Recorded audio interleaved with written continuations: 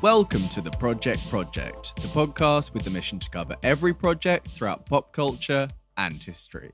I'm Sam. And I'm Lewis. And this week we're doing our first Project Cartoon special. Yeah, we've gone out and find some classic cartoons with episodes with Project in the title and kind of thrown a few random ones together. Well, not too random. There's a little bit of a theme there, yeah. I mean, they're all kind of Saturday morning cartoons from when we were younger, I suppose. Yeah, they're all from between 97 and 2002. So definitely the years we would have been watching these cartoons. Yeah, quite nostalgic. Some of these I was more familiar with than the others. You'll know from the title which ones they are. We're doing a Dexter's Lab episode, Pinky and the Brain episode, and a Johnny Bravo episode. Yeah, there was one of these, we'll get into it when we talk about them, but one of these cartoons I didn't really watch as a kid. Yeah, same. I had one. Yeah. And there was one episode that I actually remembered. Oh, really? I was like, oh yeah, I remember this episode. No, I can't say any of them were super familiar. I mean, some of some parts were like, whoa, nostalgia, like coming back to me. I was like, yeah, I remember some of these lyrics to the intros and that sort of thing. But yeah, we'll get to those in a little bit. We've got time codes in the episode description, so you can skip straight through this to listen to us talk about your favorite Saturday morning cartoon. And in personal projects, we will be going through our Phase 4 rankings for the MCU. Yeah, MCU has pretty much come to an end now with Wakanda Forever. That's it. So yeah, we're going to go through it and talk about each one and give a little ranking. Yeah. So that should be interesting. It should be a very fun episode. How are you feeling today, Lewis? How are you doing? Yeah, not bad. Sorry, I just had something caught in my throat. So emotional about being back on the pod. That is a quick turnaround because we only recorded a few days ago because at the time of the recording, the World Cup started like a week ago. Time of release. Yeah. But as of now, it's not started yet. Here's give a bit of a time frame of how early this is recorded. But yeah, a lot of talk and stuff, good or bad, has been towards the World Cup. It's a bit of an unknown at this point, isn't it? How how any of it's going to go, but especially that first week when it all kind of kicks off there, literally. How are you? Yeah, not too bad. Yeah, it's a much earlier recording, both in the week and in the day. We're recording just kind of after lunchtime, just to give you guys an idea. It's not dark for once. It's not dark. I mean, we've got the curtains half drawn, so it's a little bit darker in here. Yeah, we know you guys walk the streets of Brighton looking for us recording. We were just saying that. Yeah, we're going to get some live locations. People are going to be swarming outside, so we have to conceal the identity of the project studio. But yeah, no, I'm not too bad. Yeah, I'm really looking forward to this episode actually. Both the cartoon part and the MCU part later. So yeah, same. Looking forward to getting stuck in. But we do have a segment before we get into any of that, don't we? We certainly do.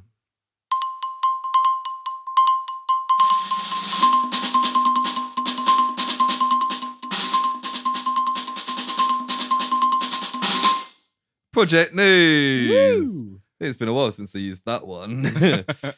It was. I've got to say, I don't really keep track too much of these. No, nor do I. But I've got 2 bits of Project News. Google the word project, see what came up. Yeah. The first one is Quentin Tarantino reveals his next project. Right. Okay.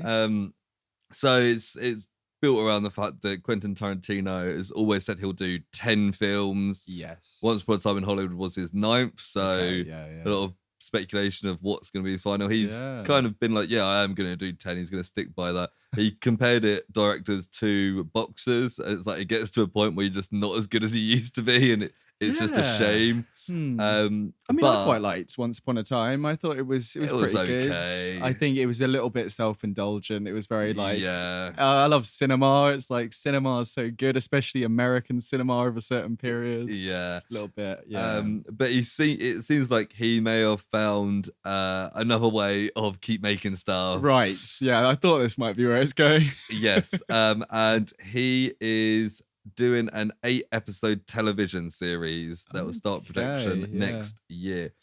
We don't know what it's about, but he has been starting to do television stuff. And before he'd directed 2 episodes of CSI in like Really? 2005. Yeah. God, I missed that. Yeah. I was thinking, I don't even know if I've watched all of his 9 films, to be honest. I would have thought I've watched all of his stuff, but I can't, at the top of my head, can't think of 9. I'm pretty sure a few years films. ago there was a few missing, so I just sat down and watched them all. Yeah.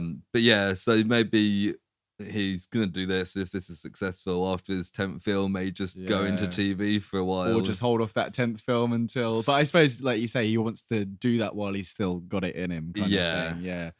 Probably... But there was things about him doing a Star Trek at one point. I know that's been in the news a couple of times. I don't think he's gonna, because that was like 10 years ago. Something I think that was first talked about. I think he was asked about it fairly recently, and it was like, yeah, that was on the cards at one point. But it seems like a really strange choice. Yeah, he must just be a Star Trek fan, and even though it's not his kind of thing, just give it a go because he likes Star Trek. It's like, we talk enough, and we'll probably talk a little bit later about things, franchise films, and getting kind of auteur directors with specific visions, and then sometimes those get lost in the machine of the franchise a little bit.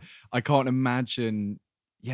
Him doing a franchise just seems like a strange position for him. J.J. Abrams had quite a big step in his Star Trek films. They were very J.J. Abrams. I suppose that's true. They were a bit of a departure from classic Star Trek. So it would have been interesting to see. That's a fair point, But it would have been interesting to see if he's still got like the bloody, violent, gory side, which you never see in Star Trek. The use of the N-word a lot of the time. It would have been a bit. I mean, weird. maybe this series or another one might be like a limited Star Trek series at some point. That could be a way of doing it. They are like ramping up Star Trek stuff. So there's always new stuff on the card. So maybe they'll do. I think they did the animated Lower Decks as well. So they kind of, that's true. moving away from just Captain of the Enterprise.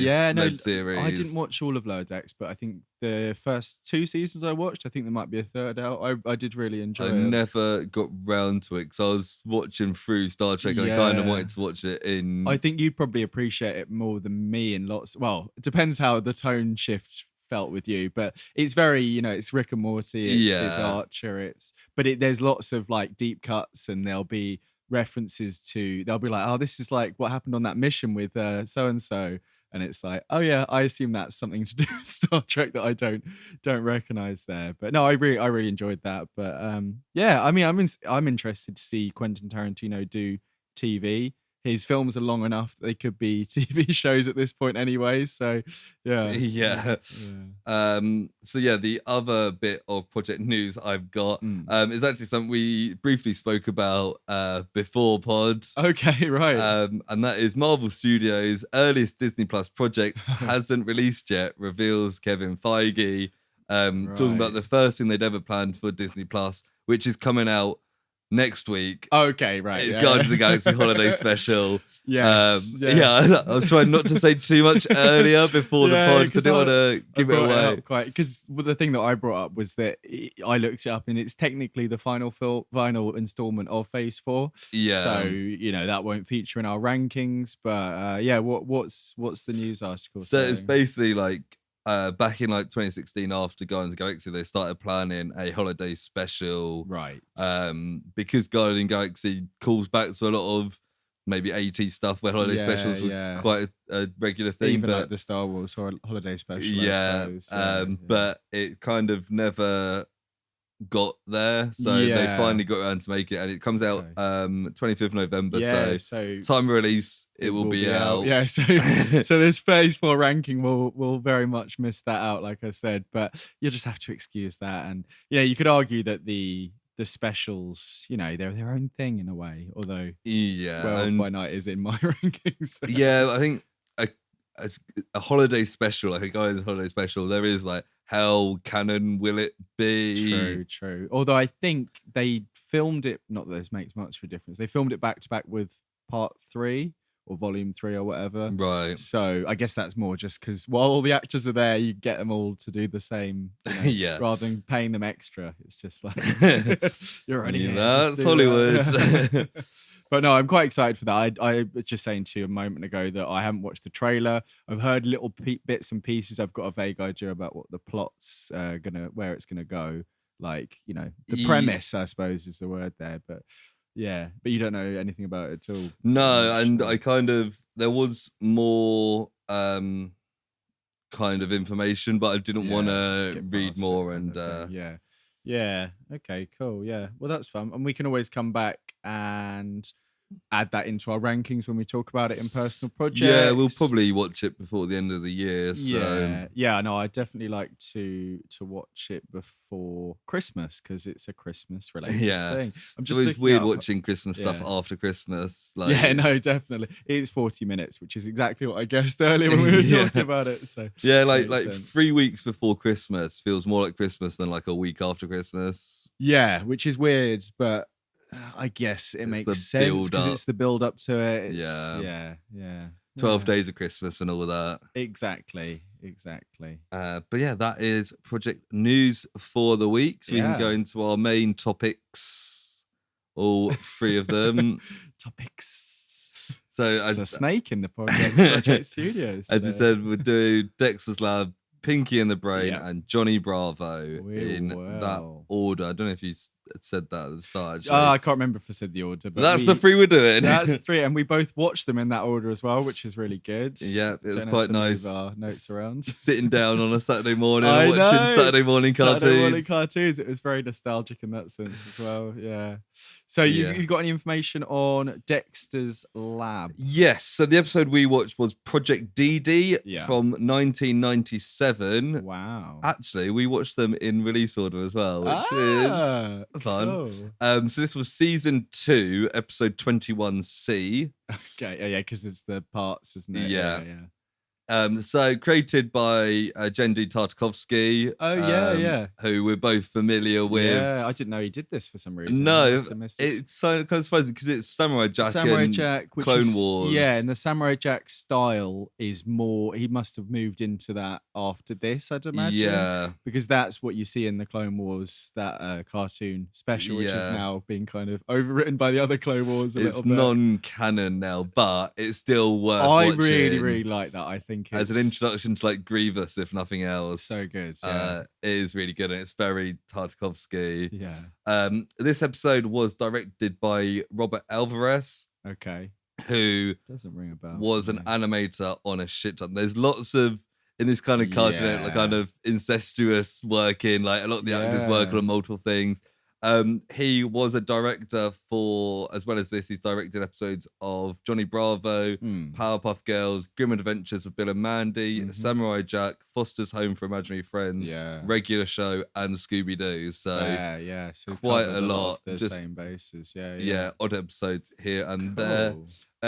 Our main 2 cast members are actually the only 2 cast members really in this episode. Yeah, there's a couple. No, it's just these. There's a teacher. So you got Christine Kavanagh, who plays Dexter. Yeah. Who's also Chucky in Rugrats. Oh yeah. When I read that, I was like, that makes sense. Can hear that, and she also voiced Babe in the film Babe. Okay, yeah. Which was a bit of a surprise. I was like, Babe and Dexter, yeah.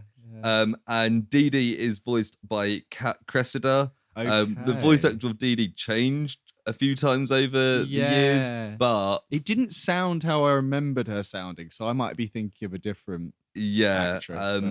Kat Cressida has also done various things. Things we've seen would probably be she's in a couple episodes of Archer. You know, there's that episode where they're all having like the dinner party and there's the German chefs who are like German spies. And the woman who's like pretending to be pregnant, and then I think so. She plays that woman. Right. Okay. And she's also in an episode of Jackie Chan Adventures. Right. But not Project Ava Astral, so she's not part of the alumni. But so that is behind the microphones, if you will. Yeah. Do you want to guess the IMDb rating for this episode? Okay, so learning my lessons from previous things. It's quite hard because like IMDb has the whole 3. So we don't know what the other 2 bits were like. So for anyone who doesn't understand what we're talking about, a lot of these early, noughties or late 90s cartoons would have a half-hour slot and they'd have 2 or 3 episodes within that. So you'd get the opening and then you'd get individual title cards between each. Separated by ad breaks, that's usually. it, yeah. And we've just watched the individual ones with project in the title, so no idea what the other two are like. But I'm gonna go with like 7.5. 6.7, so fair. not I mean, bad. in the right ballpark there. Yeah. So before we get into the specifics, would you have any more information on that? That's I was going to say, what's your kind of personal relationship with Dexter's Lab? So Dexter's Lab is definitely something I remember watching. Watched quite a lot as a kid. I don't think it was my favorite show, but I do remember watching it a lot, and I remember this episode. This is the one that I was this like, the one? Yeah, okay. Like when Dee Dee's like, "Oh, I've got a science project," and she doesn't want Dexter's help. I was like, "Oh yeah," and then I kind of remembered where it went, and I was like, "Oh yeah, this is fun." Oh, cool, But yeah, I would count myself as a kid as a fan of Dexter's Lab. How about yourself? Yeah, I would say the same. Yeah, it wasn't one that I would have said before watching this, like, "Oh, that was one of my favorites," but in like there's always ones that you gravitate more towards, and there's certain ones in the kind of Cartoon Network-y kind of era that I didn't really I didn't really watch too much of. This one of the ones we talk about later is one that I hadn't really had any exposure to at all, but yeah, I always really liked it. I think there's some great jokes in it, and the theme, which we'll talk about I suppose in a moment, is I think one of the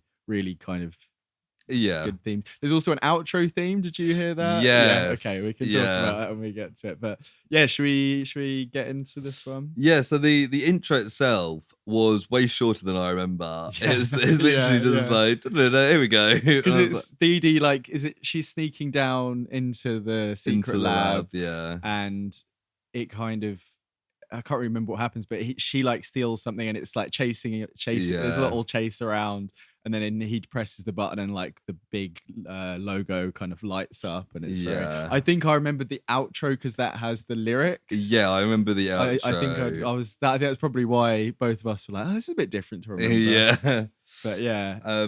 So yeah, the episode opens with Dee Dee creeping up on Dexter in his lab. Gonna make some job.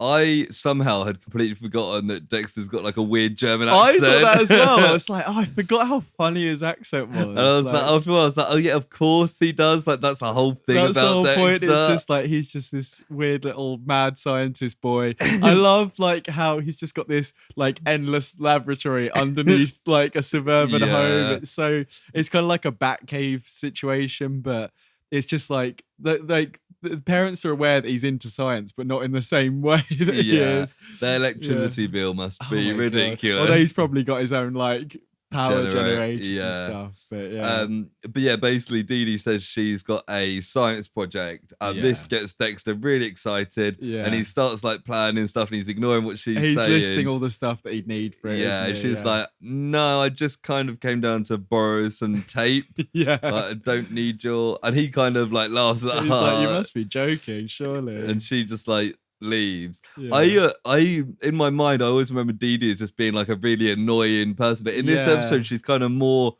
contained, and she's just getting on with her own stuff. Because we even see in that intro she's constantly wanting to be involved or getting in the way of experiments, and in this it's the kind of opposite, which is it's a funny one to watch in a way, because if you weren't familiar with the format it would be like, oh okay, this is just the way it is. But we know that, it's kind of reverse in this situation. But he then gets sad because she doesn't need his help. Yeah, he's really upset. And it's like, considering he's always telling her to like piss off. Yeah, exactly. It's this role reversal. And I think he calls himself a boy genius in this point. And it's like, yeah, that's fair enough. I noted that the character designs I really like. And like I was saying earlier, it's not quite the Genndy Tartakovsky design that we normally see, but I think both of those two, Dee Dee and Dexter, have really strong like visuals. Like, she's got exceptionally long legs, and he is just a little square. Yeah, he's just a little rough of ginger hair, and he's got like glasses that are practically like goggles, aren't they? Yeah, and his little lab coat. Yeah, very very cute. Yeah, I think he's got big like rubber gloves as well, like scientist gloves. Very good. It's very memorable. Yeah. But yeah, she's like at her like kitchen table or something, working on her little project. She's just doing the same motion, and it looked like she had like either like a rolling pin or something like that. Yeah, but Dexter brings like some sort of device. I think he says it's some sort of laser. There's a name for it. And he's like, "Oh, you dropped this." She's like, "Nice try, but we're only allowed to use household items." Yeah, she doesn't say what the project is at this point, does she? It's when she reveals it a bit later. Yeah, and she's like, "I don't need your help," and then he gets all sad again. Yeah, which is a lot of this episode. So it's just him moping away after he gets really excited, and then he gets shut down. He's like, "Oh." Yeah, and then while she's still working on a little project, a robot version of their mother arrives, and she's like, "You should talk to Dexter. He's good at the science." She says, this is where she says something like, he's really into his science. You need to ask your brother. And then we can hear that the voice coming out is like a robot version of Dexter's voice. Yeah. And then we see the camera kind of pan out of the room, and he's got his little remote and he's speaking into the But Dee Dee's still like, "No, I'm doing this by myself." And then the robot kind of gets angry. And then it jumps. And then overhead, the camera kind of pans over, and the dad has like pinched the bum. The bum of the mum. The robot bum, and neither... He's not noticed that it's pinched in metal, and somehow the robot has felt and hinged. Oh, kids' cartoons. I thought that was quite a funny joke. Yeah. It's like, I think for all three of these, there was at least one or two jokes that I was like, yeah, that's a solid. Yeah. I don't know if that was the one. I think there was one later that I thought was quite good. But then Dexter is determined to help Dee Dee, so his next idea is to bring her an intercom. Yeah. Puts it on the table, and he's like, "I'll be in my lab. I'm very, very busy, but if you need help, just talk, and I'll see if I can make some time to help you." Yeah, and he's just sitting down there, and we see he's waiting very patiently, and then I think he calls her, and he's like, "Did you call me?" kind of thing. And she's like, no. And then we kind of get a time lapse. I think he does that a couple of times, and we get a time lapse through, and he's getting sadder and more sunken into his chair. And then eventually he's fallen asleep. Yeah, and then Dee Dee comes into the lab, and she's like, "Oh, I'm done with my project." She calls him. And then he's like speeds up there like in a flash, and he's like, "Do you need help?" And she's like, "No, I finished my project." I'm finished. And it's a project on propulsion. Yeah, and she's got like a little car, and she says she's chosen rubber bands. Yeah, and he's just really rude about it, basically, isn't he? Yeah, he's like, "That is a D-. Like, if you want an A+, you need to talk to me, and I can get you an A+." And then she she has a daydream. Yeah, she imagines herself getting the Nobel Peace Prize, and the prize is a pony. And a pony, yeah. And the idea of that convinces her finally to.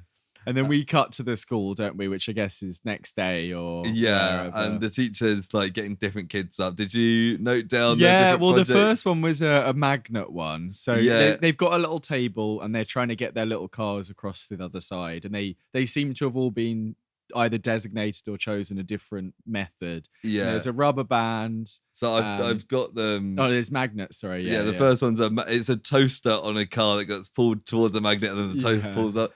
Quite fun. The next one was... What was the second one? It was a car attached by a string. At the other end was a hamster on a wheel. And it pulled it. I didn't write that down. It's quite cool. Then we get the big kid who just lifted up the table. Yeah. And then this one's funny. I don't know if this is a running joke, maybe. I don't know. It's just some like weird kid who just like focuses his mind, and we see like the wavy lines psychic, and the car moves. Yeah. And then the final one, a kid's got like a little dynamite thing in the back of the car, and he lights it, and it just explodes, and he cries. It was quite fun. I enjoyed that. That's a little, that was one of the things I was thinking. And I like how they put the psychic one like in the middle, so it's just kind of like brushed over. It's not the punchline necessarily. Yeah, and then it's Dee Dee's turn. And she's standing there, and it's got like tablecloth over it, and she's like, I used the power of rubber bands, and then reveals it. And she's like, and more household items or something. And the car is attached to a big rocket. It's like a massive, it's basically taking up the whole table, it seems. Yeah. And she turns it on, and the big flame kind of pushes Dee Dee out of the classroom window. She slides across the floor. She's not burnt at all. It's very cartoonish. Yeah, and then she flies out the window. But the rocket goes off, and Dex is watching this whole thing from the window. Yes, he's kind of giving her the thumbs up from outside. And then the rocket goes up and the whole school takes off. Somehow the bottom of it's like Up, the Disney Up.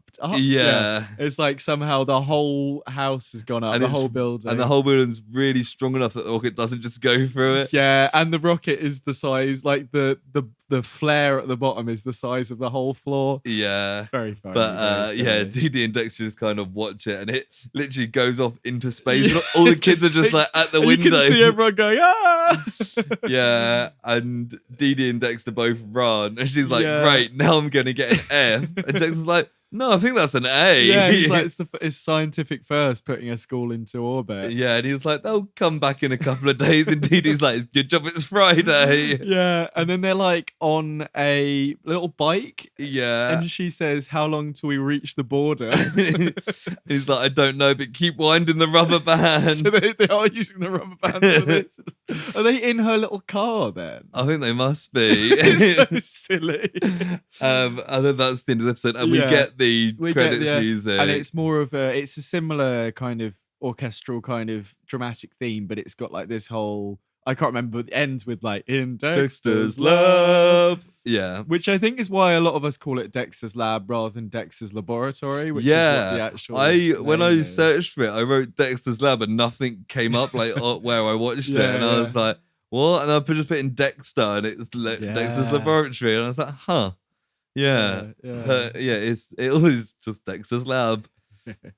I've got one bit of trivia for that. And it was the first cartoon, Dexter's Lab as a whole, this is. Yeah. Of Cartoon Network's original cartoons rather than reruns. So up until this point, it was a lots of like Scooby-Doo or Wacky Racers, like old like 60s and 70s stuff. And then in the 90s, they decided to start making their own original cartoons. They made, I think it was called B.R.A.I.N. Do you remember that? Yeah. And I think now that I'm thinking, because lots of things like Scooby-Doo must have moved to that. And I guess the idea of Boomerang is it's reruns, it's coming back round. I've only just got that. I just got that just then, Because Boomerang was under the Cartoon Network umbrella. And something we didn't mention up front, part of the reason we thought about doing this is because Cartoon Network recently shut down, or at least as a channel. And that kind of spurred us on to cover a couple of classics. But Dexter's Lab was the first Cartoon Network cartoon. They had a project called Cartoon Network's Cartoon Cartoons, which was the umbrella of their original cartoons. And this was the first one. I was like, that's quite apt considering it's now over. But so that is Dexter's Lab. I thoroughly enjoyed this. I did really like it. It was, I think, quite a running theme from the ones we've watched. It's not a normal episode of Dexter's Lab where it's more centered on Dee Dee doing something than Dexter. And I think if out of context, if you weren't familiar with Dexter's Lab, this probably isn't the best one to start with. Definitely, yeah. I also think that from memory, like I haven't watched Dexter's Lab in like at least 15 years, probably closer to 20 years. So since it was originally on, I'd imagine. But I remember it being slightly more kind of sciencey, wacky, like he's doing an experiment, more like, stuff of Dexter in his lab creating stuff. Like he makes a robot. I know there's a robot in this, but this feels more like you say, like almost self-referential and being like turning the plot on its head, the kind of formula. So in that sense, I don't think like you say, it was the best episode to watch for someone new. I also think that if we're rating just on episodes rather than on the series as general, then I would probably put other episodes higher than this kind of thing if we were to look at ratings. Did you have ratings in mind for each of these, or are you kind of doing them I will give ratings. I try not to give ratings, but I think about ratings before. But I think I did enjoy this. I think it made me laugh more than a lot of the stuff we've watched. Just in general. I would agree with all three of these. And as like a kid's cartoon, it pretty much gave me everything I wanted. So I think I'm going to give it a 7. Yeah, okay, fair. I was thinking slightly lower personally, just because of the specific episode, even though, I mean, maybe for you, because you've seen it before, maybe there was an extra bit of nostalgia in there. Probably. I think I wanted something a little bit less grounded and a little bit more, you know, like experiment wise and that sort of thing, rather than it being kind of a standard affair up until the end. Although I guess that's kind of formula as well. I was thinking more of a 6 out of 10 for this. Although having said that, this made me really want to go back and watch more Dexter's Lab. Yeah, I think out of the 3, Dexter's Lab is the one that I kind of most want to revisit after this. But I think that's probably it's the one that I definitely watched the most. And it's probably the one I'd most probably go back. Yeah, I'm quite keen watch. to even. I wanted to kind of watch more episodes after, maybe go back to the other 2. But I was like, I need to keep it kind of pure for this. But I may well, as soon as you're out the door, get a Dexter's Lab on the TV. Yeah, why not? So the second one we watched was Pinky and the Brain. Yeah. Project B.R.A.I.N. Yes. Project Brain.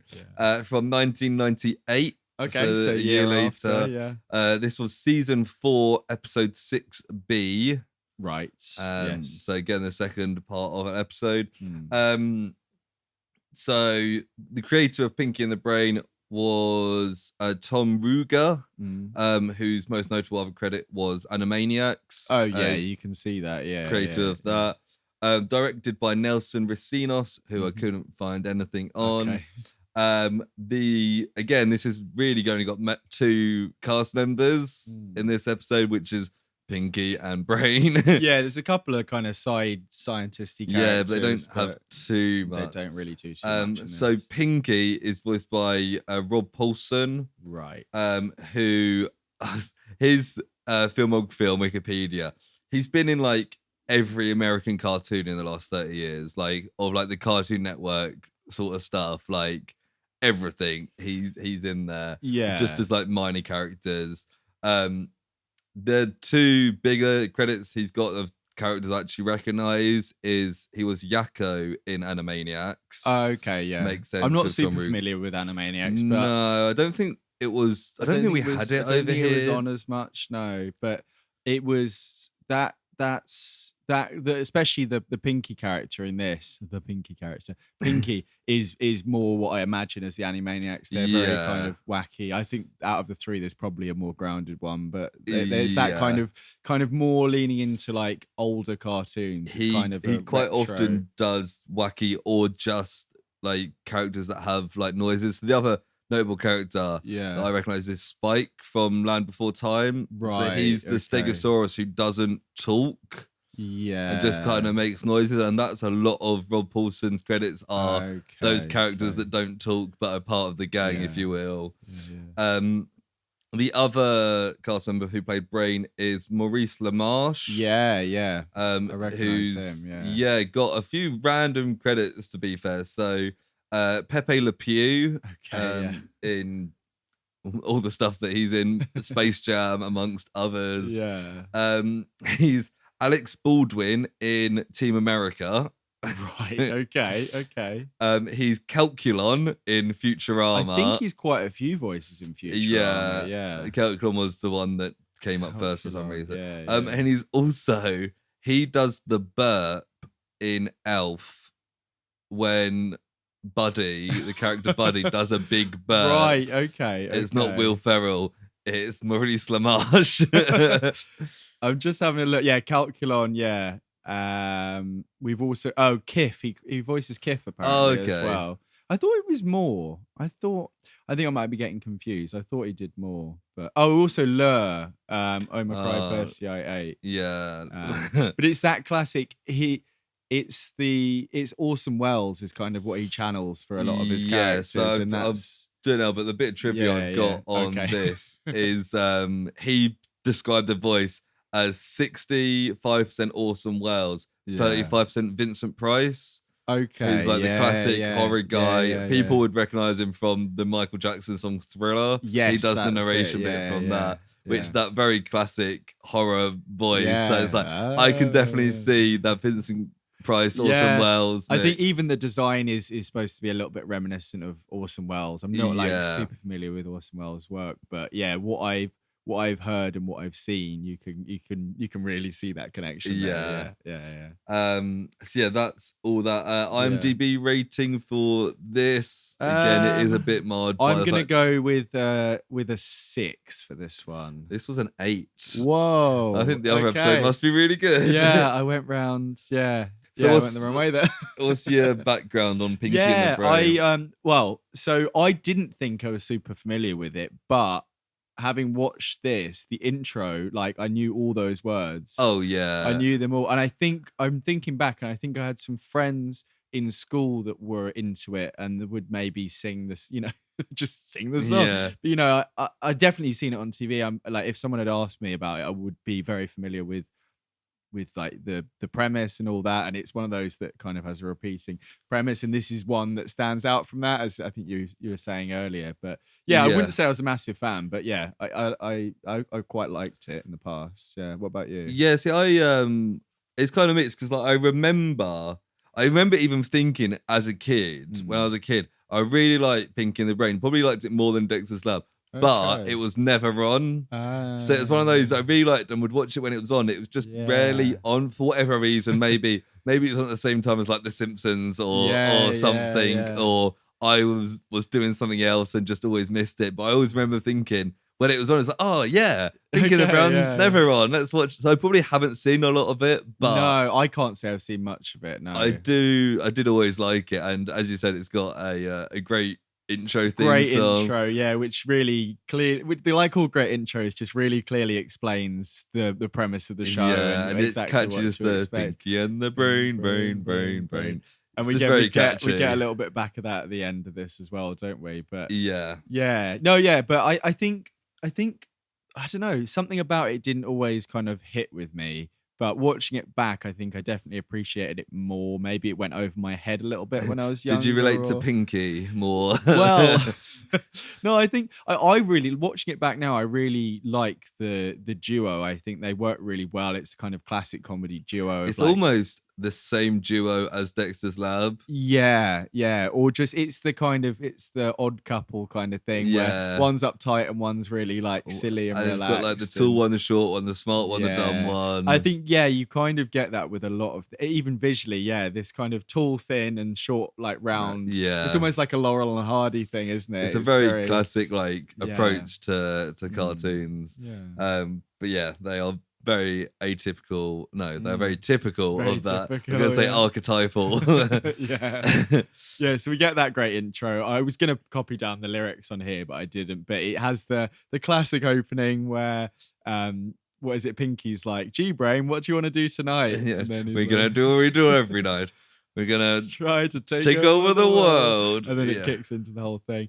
And the thing that caught me at the start, do you see it says Steven Spielberg presents? No. Yeah, which I guess didn't pop up when you were doing that. Not. And I do remember, I think this was something that the friends that I had who were into it, and this is why I say this was in like secondary school, so it was like people that we were going back and watching. I remember one of them being like, yeah, it's kind of more prestige wouldn't have been the word they used, but I think that connection with Steven Spielberg. I think he was just a producer on it, but yeah, I don't really know how it falls in, but yeah, it comes up in the title. It says Steven Spielberg presents Pinky and the Brain. I was like, that's fair. Pretty cool. That's quite cool.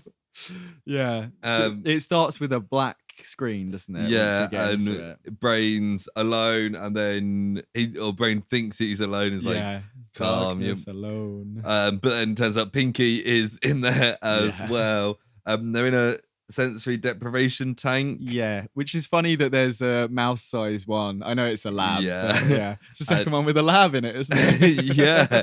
Wow, it's almost as if there's just a formula for kids' cartoons and we just lap it up. Lab it up. But Pinky's quite excited by the sensory deprivation tank. Yeah. Brain wants to be alone.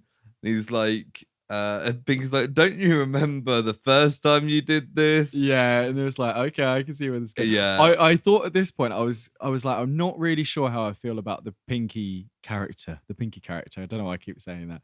But because he's very silly, he's very wacky. And I think I remembered thinking he was more annoying than he was. But in this, it kind of toes that line perfectly. And I was kind of like, yeah, he's goofy and it's a perfect foil. And it didn't grate on me too much. So I was very kind of happy early on here. But yeah, Brain's like, yeah, it created my entire reason for existing. Yeah. And it was you that messed things up. And they kind of have a flashback, and it's Yes. like, oh, we're getting This is a flashback episode, Yeah. an origin story, isn't it? Yeah. Yeah. And he says like, so Brain's like narrating a lot of this. He's Yeah. like, I was a mouse like any other. I'd nibble, scratch, and fill my pouch with pellets. That's from the next one, the pebble. Yeah. Yeah. So he's basically saying that was his only means, reason for being back in the day. Yeah. And then these two scientists come up and they start talking about their new project they're gonna do. Yeah, Project B.R.A.I.N. Project B.R.A.I.N. Did you get what the... I did, yeah. Good, I did not. Oh, you didn't? Okay. So it's biological recombinant algorithmic intelligence nexus. Nonsense. And they're just like, yeah. I think when in a moment, Brain's like, yeah, that doesn't mean anything. Yeah. But their plan is to enhance two mice, and they pick Pinky and the brain. Yes. Because Brain's got a big head, so he's capable of bigger brain. Something about cranium or something. And because Pinky is especially dumb, especially dumb. They put him in like a maze, and he just runs into the wall or something, isn't he? Yeah. And they put them in an enhancer, and they come out, and there's no difference except Brain is more angry and Pinky's more dumb. More dumb, yeah. But then they don't realise they call it a day, the two scientists. Yeah, the experiments are bust. They're like, we're gonna go bowling, and they take their lab coats off and they've got like their bowling shirts on already, which is quite funny. And then as soon as they leave, Brain starts talking. And he says something like, I've got more intelligence in my pinky. And but before that, he's like, all these calculations are ridiculous. So he looks at things. And he's like, I've got more intelligence in my pinky. And then Pinky's like, yes. And he's like, yeah, like that's my name. And he's like, how do you know that's your name? And he's like, oh, because I answered. He's like, let me guess your name. It's something Rumple frown face. Rumple frown face. And Brain's like, we can't name ourselves. We're not capable of intelligent thought. Wait a minute, I'm talking. We are capable. And then he says something like, I've been given a brain. I am the brain. Or something like that. And gives himself the name. Yeah. So what season was this of Pinky and the Brain? This was season 4. Right, okay. So it's fairly into it before they quite often do that with these cartoons, don't they? They'll have them fully in the formula, and then occasionally they'll just reach back and see where they came from. Yeah. So he plugs into like a computer, basically. Yeah, and he absorbs all the knowledge in the computer. This bit made me laugh because he turns to Pinky and is like, you know what that means? And Pinky's like, it means that you're extremely absorbent. Yeah. That was a good joke. That one got you there. He says, and Brain goes off on a bit of a rant, and he's like, he wants to impress the humans. Yeah, he says it's ruled by drooling bipeds, and he wants to impress them so he can be given a position of power. And make things better or something. At this point, he's not fully like, he doesn't want to take over the world. He just wants to like be in his rightful place. That sort of thing. It's not quite at this point that he's got his meaning for life or whatever. What is it, joie de vie or something like that? And then he's like, pull out the electrodes, the plug, and then Pinky somehow turns on something, and it electrocutes Brain. And then the scientists are back in, having a look at them. And they say there's increased activity from Pinky because he's kind of buzzing around. And Brain has got dumber because he's just sitting there fried, like drooling. They say like, we've got a mouse that says Narf because Pinky's little like catchphrase thing. Narf. And a little fat stupid mouse that drools. And they've spent $2 million and have nothing to show. They basically say like Pinky's our best option to show to like the board. Yeah, because he says narf. And so an actual talking mouse. Even if the thing is, we find out, don't we, that because Pinky can talk normally. But he thinks that they like him saying narf, so he just keeps saying narf to them. And Brain like comes to. And he's like, what happened? And then he kind of gets a bit annoyed that he couldn't show his intelligence to the scientists. And Pinky's like, you just need to say narf. They love it. And then he goes into the sensory deprivation tank. Which a lot of this episode he goes into that tank. But that's what they're talking about, isn't it? So this is the moment that did it. But he gets locked in, which seems to be a bit of a running joke. I think every time I've ever seen a sensory deprivation tank on TV, somebody gets locked in it. Are you thinking of the Simpsons episode? The classic Simpsons. It's so funny when he just falls out the van or something. I think he gets taken to. They shut down the shop, and then he gets taken in a van, and it's like bashing around. He's like, "Whoa!" He sings a song as well. What song is it? I can't remember. He's like really like rocking out. And he's just going for it, and then it starts shaking around. He's getting all bashed around, and then he falls off the back of the truck in the tank. And then he flies like down the hill, and it's like bumping around, and he ends up back in the same position somehow. And then he comes out, and he's all like battered. And Lisa's like, "Did you have a good time?" And he's like, "Oh, yeah, yeah." And he's all like bruised and cut. I'm trying to look up what song he's singing. Yeah, I can't remember. What song is it? No, I have no idea. Deprivation tank. Yeah. Make room for Lisa. Have you got the episode up? That's the episode. It didn't go into. Oh, Witch Doctor. I told Witch Doctor, and he and he's just having the greatest time. Silly. Yeah, another cartoon there. Funny there was a Simpsons. I'm very surprised that there's not one. There's enough of it. But anyway, B.R.A.I.N gets locked in the tank and he's banging on the door to get let out, but Pinky is asleep. Yeah, and the boss of like the company. It's like a classic big businessman. Like, hey. He comes in and he's looking at Pinky. And Pinky's doing his narf, and he's just like, "This is shit," basically. Yeah, and he's like, and the scientists are like, "The other one got lost. Don't know where it is." And then Pinky lets him out of the thing. He jumps out, and the guy's looking at him, and really he's kind of like up. Dazed again, and he bites the businessman on the nose. Yes. And he's like, like you're out of here. This is another joke. This is a joke that I really like. Yeah. The businessman's like, "You two are reassigned to Project Fleam," and they're like, "What's that?" It's like, "We don't know what it is. We just have the initials." And the scientist's like, "I thought that's how that worked." Yeah, I was like, that was my favorite joke out of all three of these. Yeah, it was very simple because we'd already been introduced to Project B.R.A.I.N. Yeah, and we could see how obscure and like how much of a reach it was. And it's such a classic thing where they just put it together. So yeah, that was a great joke. Yeah. And yeah, B.R.A.I.N's describing how the sensory deprivation tank made his brain revert to his old state. Nonsense, isn't it? Yeah. But the thing is, then he's in the present day trying to use it to get more focus, so it doesn't really. I guess that's why Pinky's like, "Remember what happened last time?" Yeah, but the scientists put the cage like to the side.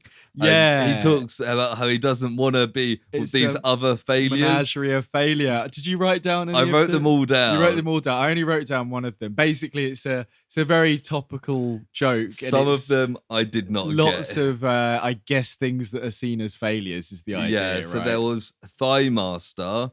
Yeah, that's you know those things that like shake people, it's like almost like a resistance band that goes round and shakes. I think the idea being that the shaking reduces fat, but I think it's probably a bit of a scam, maybe, is the idea. There was Cold Fusion. Right, something that people have never been able to crack is I guess the idea. Bob Dole for president, which despite not being American at the time, there's so much references to Bob Dole. I'm quite aware of who he was. I'm very familiar from that Treehouse of Horror episode where it's Bob Dole and Clinton. Against each other. There's David Caruso's movie career. Yeah, I couldn't remember who David Caruso was. No, I was going to look these up and I forgot, but I recognise the name. Caruso. Oh God, I don't recognise this guy at all. What was he? I guess he was in some TV. He's CSI Miami sunglasses guy, right? Like red-headed guy. Yeah. Okay. And I guess he tried doing some movies and they weren't very He's successful. appeared in other movies. Yeah, he's in Twins. He's in Officer and a Gentleman. He's apparently in First Blood, which ties into one of the other jokes there. Yeah. So yeah, it's got Ross Perot. Who? Question mark. I don't know what that is. No, I kind of recognize the name Ross Perot, but probably just from these are definitely like parent jokes, aren't they? Yeah. And the final one is Sylvester Stallone comedies. Exactly. Yeah. Because I know he had Stop or My Mum Will Shoot or something. Yeah. Which was supposedly something that because he had a rivalry with Arnie throughout the 80s and there was supposedly. It was like leaked that Arnie wanted to take on this comedy. So Sylvester Stallone took it ahead of him and it turned out it was just like a joke. And it was just seen as like a really, really shitty And then Arnie comedy. did do some successful comedies. Yeah, I think did them slightly later. Like, I mean, some of the films he's best known for, I would say, are comedies like Kindergarten Cop. Kindergarten Cop and was Twins a big that we one. just mentioned just there. Yeah, but Sylvester Stallone is still very much just Rocky and Rambo. Yeah. But yeah, I was like, that's quite a fun little nod to the parents that was having to watch. Yeah. And then Brain goes on like a rant about how one day everyone will appreciate his genius. Yeah. And Pink is like, you're right. Maybe it'd be good if you would like rule the world. And Brain's like, he's like, no. And then he kind of like, wait a minute. No, you're right. And he kind of has this light bulb moment. It's quite nice that Pinky was the one that put him in the right direction. Although he never gives him credit for it. Yeah, but he is always like, what are we going to do? He does see them as his partner, even though he gets pissed off. There's some little like line where Pinky's like, if you ruled the world, you could make everyone wear shiny pants and something else. I didn't write down the second bit. I was like, okay, I guess that's just his kind of eccentric wackiness coming out. And they come back to current day. And Brain's like, from that moment, I knew we should take over the world. And then he gets stuck in the sensory deprivation tank again. And then it's like the Pinky and the Brain. Yeah. And then Brain's like, Pinky, let me out of here. Again, that was good fun. Again, like Dexter's Lab, it wouldn't be like the best episode to watch because it's like a flashback. It wasn't just a generic episode. No, it's a good thing we're, at least between us, familiar with all three of these because, I mean, it's still a good intro in some ways because that could be the first episode. Yeah. But it's not them doing the thing they normally do, which is try to take over the world. Yeah, exactly. And they're falling apart. Usually Brain fucks up, but it's Pinky's fault because... Yeah. But I did enjoy this, and it did have some genuinely funny moments in it. I think same as the first one. It wasn't the most exciting plot wise, but I think some of the jokes, especially that one with the initials, really got me. And I think the comedy duo works really well, and it's just that kind of, we keep saying formula, but it is that classic formula. It really just works. Yeah. There's a reason these cartoons were successful. And it's it's rare that truly original cartoons become huge. So you can't really complain. Can't complain at all. No, I would go back and watch some of this. I think, like I was saying, I lean more towards Dexter's Lab just for various reasons, but what you got any ideas for ratings on this one? I think again I really did enjoy it. It didn't have the same nostalgia as in I've seen this before, I remember seeing it, but I remember liking Pinky and the Brain, so I was already familiar with the characters, so for me it wasn't out of context, if you know what I mean. So I did enjoy it. I think I'll give it a 7 again, same as Dexter's Lab. I mean, for all the reasons I said, I think I really enjoyed this episode. I think based on purely on the episode, I think this is a 7 out of 10 for me because Dexter's Lab in itself probably higher rated than Pinky and the Brain for me, but episode wise I liked everything that's going. That one joke really got to me, like I said. So I think 8 would have been too strong, but it's firmly a 7 for sure. Cool. Excellent. And then we've got our third and final cartoon, which was Johnny Bravo in the Hansel and Gretel project. From the year 2002. So quite a bit after. A bit later. This was season 3, episode 17A. Okay. Yep. So it's created by Van Partible. who hasn't really got much of it. He's worked on other stuff, but as a creator, this was kind of his standout. This was directed by Kirk Tingblad. Wow, don't recognize that name either, but it's a very good name. Yeah, did more animation than directing. Okay. There's a lot of crossovers this, but he did animation on Pinky and the Brain, right, on Space Jam, on Animaniacs, so the same sort of thing. I've only really got one cast member because it's Johnny Bravo, who's voiced by Jeff Bennett, who's got some. There's lots of random ones. The first thing that came up was he's Zazu's singing voice in Lion King. Right, okay. Which is random. I guess Rowan Atkinson can't sing. Yeah. He's also in Land Before Time as Petrie, the little flying one, I think. Yeah, I'm not the other little one. Also in Animaniacs. Okay. And is a minor character in a couple episodes of Pinky and the Brain, and a minor and he plays Dexter's dad in Dexter's Lab. Okay, who we see but didn't get a line. No. So he's actually in all three things that we do today. So I forgot to write down the IMDb rating. So whilst I look for that, I'll have a little what's your Johnny Bravo background? Well, my background, I can guess my. I can guess my score. I'll have a little think about the score. I mean, based on the episode, my kind of opinion of it, I think this is probably gonna be. I'm gonna go with a 7.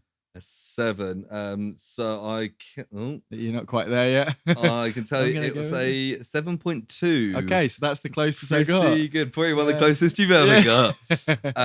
But yeah, so did you watch Johnny Bravo as a kid? So this is the one that I was least familiar with, and I've said the word familiar about 100 times this episode. This is one that I watched the least. I didn't really remember the kind of what I remember is basically what we see in the intro, which we'll talk about in a sec. But I remember him being a bit of like, I was going to say a sex pest, but I remember him pestering women, and I don't know if I took the wrong part from it. I mean, I didn't take that you should do it, but I remember him being a bit annoying and kind of like it didn't really. I think it was one that I would have turned bits on or turned it on in the middle of a thing and not really liked it and turned over. So I didn't end up giving it the time. And in that sense, but based on my reaction watching the episode was quite different to what I expected, but we'll kind of get into that as we go. What about yourself? So yeah, I also I never watched Johnny Bravo as a kid. I similarly always thought of him as some weird, creepy, sex pest kind of guy.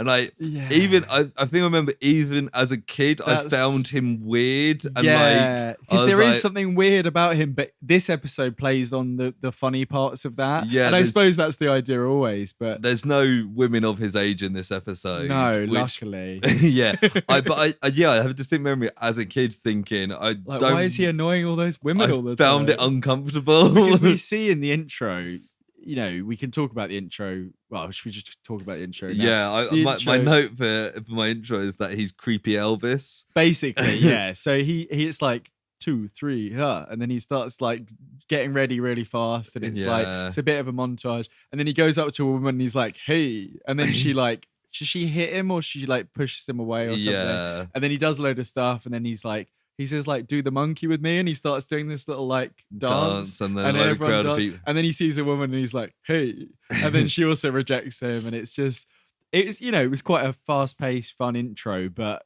the two jokes in the intro are that he pesters women, and I was kind of like, and he's got that kind of Elvis kind of kind of thing going on, hasn't he? Yeah. And I suppose the hair is like a bit of, it's a quiff kind of thing. Yeah, and it's the voice is definitely based off Elvis, I think. Yeah, it seems like it, yeah. But the episode opens and we've got these two kids are doing a news report. Yeah, so I think in the intro we see one of the kids knocks on his door and then he shuts it in the kid's face. So I guess the idea is that these kids pester him back, and that he doesn't like them particularly. That's kind of the vibe that I got. Yeah, but they knock on his door and he sees a camera and runs away saying, "You'll never take me alive." And I was like, yeah, that's in character. He's probably getting done for sexual assault at this point, isn't he? And the guy, I think he's called Karl with the camera. He's like, he's making a break for it, and there's this kind of. It was quite funny, but it felt really like out of the blue. Like they're chasing him. I don't know if it's supposed to be like Cops, like a TV show thing where there's like a fugitive. I don't know if it's you playing just see on from something. the camera's point of view. But they're like, oh, he's in the kitchen, and the camera's like chasing him. And and then like he went through the cat door. And there's you this see massive cat flap in the door. They go into the garden, and the girl kicks like a paddling pool. Yeah, they're like, check under the pool, and she just like. And then they turn, and he's just sitting in like a lounge chair drinking a drink someday. Yeah, he's got like a cocktail, and he's like, "Oh, you were chasing me, that's right." And it turns out he's like stolen cable. Yeah, he says it's not my fault. The neighbor's dog told me to steal cable. Yeah, which seemed to be a common thing in America in the late 90s that people would steal cable. Yeah. And then they're like, no, we want to do a documentary on the Hansel and Gretel witch. Yes. And they mentioned that she lives in a gingerbread house, and he's in because of candy. Yeah. So is that part of his character that he loves candy? I think he's just like a child, isn't he? He's basically like a man child, isn't he? So, and this episode, is a Johnny Bravo version of the Blair Witch Project. Yeah. So we had a brief discussion before because on IMDb, it's labeled as the Hansel and Gretel Witch Project, which works for the whole Blair Witch Project vibe. But the title card doesn't have witch in it. No. So maybe they thought it was too close or something. Yeah, but it is there's certain scenes that are from Blair Witch, whole kind of and the whole premise of going around with the camera through the woods. Although they kind of dropped that premise for like the last third of the once they meet the witch. But they're in the woods suddenly, aren't they? And they've all got like expedition gear. They've got like backpacks. And they go in the woods and it starts getting a bit creepy, so Johnny like turns and goes away, and then the girl's like, I've got candy. He's like, reminds me about the house as well, and he's like, I'm back. And she's like, the problem with Hansel and Gretel is they left breadcrumbs, so like the birds ate them. I've left gravel. And the camera pans, and Johnny's there eating the gravel, and he's like, gravelly. That was a joke that I thought was very funny. And then they're like, oh no, there's no way of getting back. And we cut forward a bit, and she's got the camera. They're looking a bit rough. And she's like, we've been lost for 5 days. And then Johnny takes the camera and kind of hums into it like a song. And he's just like, fine. And I think he points it. Yeah, he's pointed at, I think she's called Susie or something like that. And he's like, she's losing it. And then he's just like, chill. And this is very much it skipped through the whole of Blair Witch to the point where they're like turning this against is each other. From like a realistic perspective. Like these kids were last seen going to Johnny Bravo's house, and then seen the three of them going into the woods, and then they've been missing for 5 days. It's not a good look for him, is it? But just add it to his other felonies that he's got there, I suppose. She starts to get annoyed with him, and Johnny like says to the camera, like, she's starting to lose it. That's like, it. A reference to Blair Witch again. Yeah, very much. But they're in a tent at night because it's completely okay for a man to share a tent with 2 little kids that he doesn't know. And they draw straws to go out and have a look. And so does he rig this? Because they don't say if it's longest or shortest, but Johnny's ended up with one that's way, way longer. Yeah, and then he says, "Oh, you got the shortest one. You need to go out." Yeah, I think I think he did rig it, or it's not very. It's not very blatant. clear. But Karl ends up with the short straw, and he has to go out and look for the witch, apparently. Or go out and see what's going on or something. And then we hear a big witch cackle, a classic. I wrote down cackle as well. Yeah. Then it's the morning, and the girl, Susie, I think you said, is calling for Johnny. And he goes out, and she's found the gingerbread house. She's like, Carl's gone, we can't find him. Yeah, and then we see a coal-shaped gingerbread man. Yeah. And Johnny's like, oh no, and then starts eating it. He's like, oh, he eats both of his arms. He's like, oh, you taste so good. And it turns out he's actually behind him. He's just there, and he's like, hi. And he was like, oh, we were all wrong. The witch she's actually quite nice. And we see this like doddering like an old lady. Grandma, like, oh. Yeah, and she's like, oh, come in. Yeah. And then I sit at the table, they keep being brought food, loads and load of food. Yeah, she does the classic, let's put some meat on your bones, because she's like, the Yeah. little girl's too skinny. And Johnny's like, the grandma, the witch is like, oh, you need to keep eating. And Johnny says, yeah, stuff a muffin in it, little girl. I was like, it's an interesting choice of phrase. But he asks for some more, so she goes to get he's some so more demanding. food. He's just like, keep it coming, woman. Yeah. But meanwhile, the boys found a recipe book. Yeah. This I think was my favorite joke. This reminded me of a Simpsons joke. Yeah, and he's like, oh, there's a recipe for German chocolate cake. Yeah. It's a cake made of chocolate and Germans. That was very good. One, yeah. And they basically say, Johnny, you keep the witch occupied while we'll go get help. And they leave him there. Yeah, because he's happy to eat more food. And as soon as the witch comes in, he's just like, she goes, where did your friends go? And he's like, oh, they think you're a witch, so they ran off to get help. And she's like, oh, it's a good job I've got blackout cake. Well, she comes in with it, and he's like, is that tiramisu? I thought it was going to be like cake that knocked him out. Yeah. Like, as in like he takes a bite and then it's just a really heavy cake that drops on his head. And then this really made me laugh. He comes to, and he's tied up, and he's like, no, seriously, why'd you call it blackout cake? Yeah. I think the run of jokes in this, like this middle part, was like boom, boom, boom. It was very consistent with jokes. And she's gonna bake it. He's tied up and on a tray. Yeah. And she can just lift this giant man on a tray. Yeah, she's a witch. Yes. She's gonna bake him into an oatmeal cookie and put him in the oven. And he's like, "Oh no, I always saw myself as." I think he says a pecan sandy. I think it is, which I didn't. Yeah, and just as he's about to go in, Karl. Oh yeah, so the bit at the start when they go to his house and he shuts the door on them, we see Susie just like kicks his door in, and this happens again now. Karl just kicks the witch's door in, and he's like, "We've got the food inspector with us." Yeah, that was quite a fun twist. It's not like the authorities who can shut this down. Yeah, it's that. And did you write down what he said? No, he said, "You're going to be done for improper food storage and baking a guy without a license." And he arrests her, and she's like, "Oh, those pesky government regulations always hurting small businesses." Yeah, and then Johnny's like, "Now we can eat all her furniture," and he unties himself. Apparently, he could just do that. Yeah. And starts eating all the furniture. Oh yeah, and then we get the camera back, and we see Susie's trying to round off the documentary. Yeah, she's like, the saga's come to an end, and then Johnny like grabs it. And she's like, no, don't eat the camera. And then it's like, and it's black, and he goes, camera. I think he says camera-y, because I guess that must be his thing, because he said gravelly and But yeah, and that's the end of that episode. Yeah, it's Joe, what I going back through it, I think I enjoyed it more than I realized at the time. I think I enjoyed that one the most, and I think that second half or last third was like chock full of jokes, and that's kind of what you look for in something like this. Like, and it's like the best Simpsons episodes. It's like the jokes per minute, and sometimes you don't always get all of them in one go, but on rewatching. Yeah. But in this, even just going back over some of them, I think it was consistently the funniest episode, I'd say. I think this was my least favorite of the three. Really? Okay, I enjoyed the jokes. Yeah. I still think it was good. I'm gonna jump ahead here and give it a 7. Yeah. I've given all 3 of them a 7.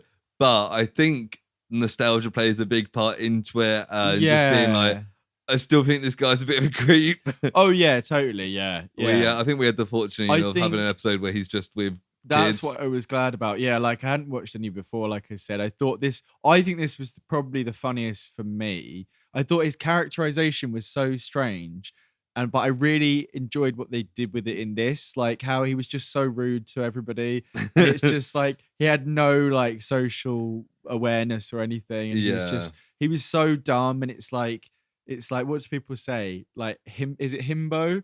It's like a bimbo but a guy. Oh, it's like a thing. So he's like really like image conscious and dumb, but like in a kind of, people say like Fred from Scooby-Doo is like a himbo. Yeah. And it's that kind of thing where I don't think I'd enjoy that in every context, but I really liked how he was just so oblivious. Like when he's supposed to distract the witch and he just tells her straight away. Like things like that I thought were really, I think I'm gonna go with an 8, because then I've got a 6, a 7 and an 8. Well, Joe, I've got them all as 7s, but I think I enjoyed Pinky and the Brain the most, then Dexter's, then Johnny Bravo. Right, okay. So within them all being sevens. Yeah. Weirdly enough, with my ratings 6, 7, 8, the actual shows themselves would have been the opposite way around. So I would have had Dexter's at the top, and then Pinky and the Brain in the middle, and well, from what I know of Johnny Bravo, the I probably there. would swap Dexter's Lab and Pinky and the Brain in my overall show.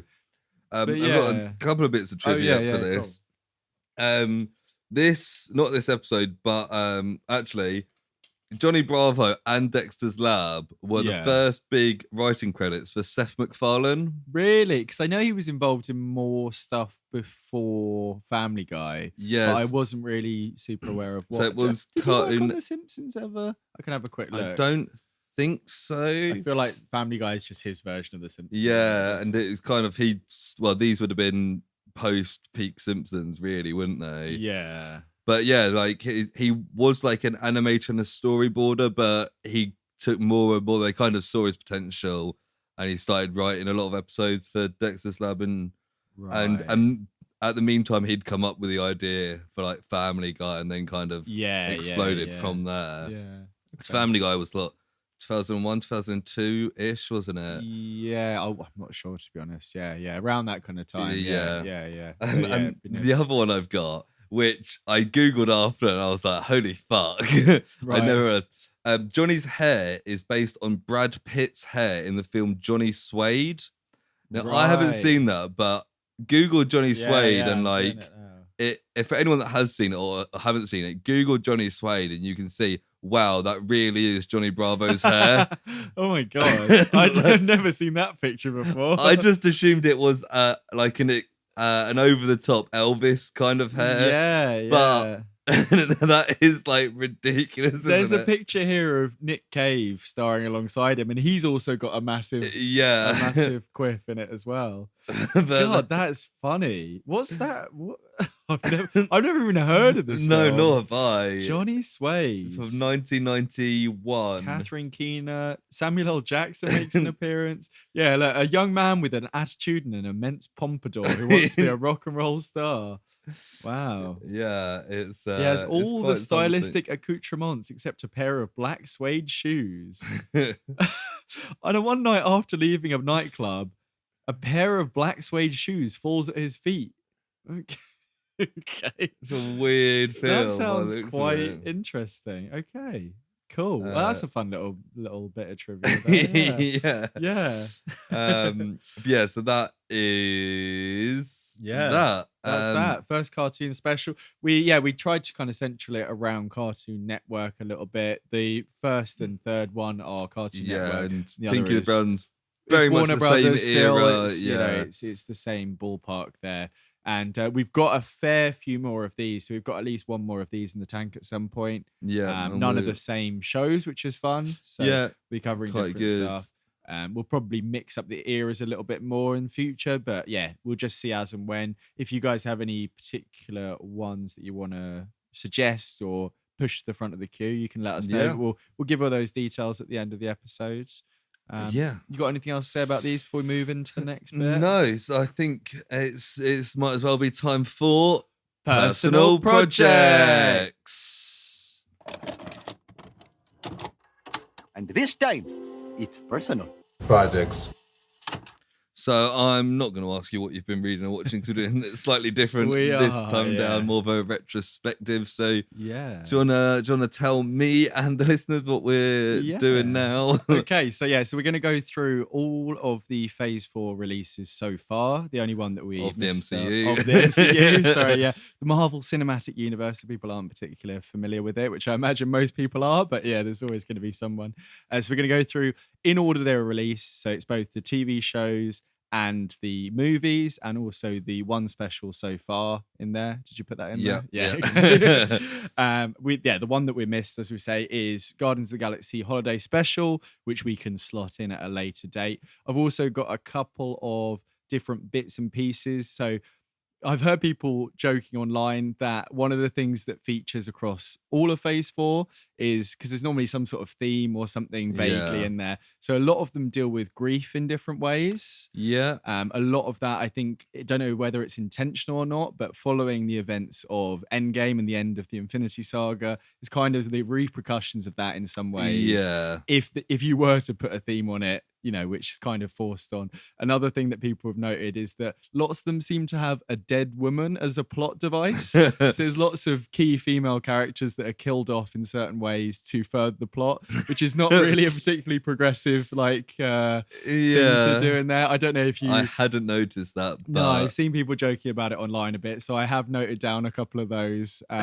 More egregious ones there, but and it is the phase of the MCU, as a lot of online people have described, which is quite funny then to have that kind of contrast there. And it's a dumb name for people that don't like seeing women on the big screen or the smaller TV screen. But yeah, we'll go through each one and we'll say our ranking and have a little chat about each of them, and then go through our rankings overall at the end. I wonder how many we've got in the same place. I imagine that the midpoint of it, the mid CU is another thing I've heard people say. The mid area will be the thing that will change the most, because there's quite a lot in there that, you know, for me anyway, it was kind of basically I went through and did kind of gut instinct for a lot of these. I think looking at my rankings, everything between 6 and 14 could be in a different order kind of what I'm another thinking. day. Yeah. And one of these particular, one of them that I put at number 14 there, it's not a bad thing,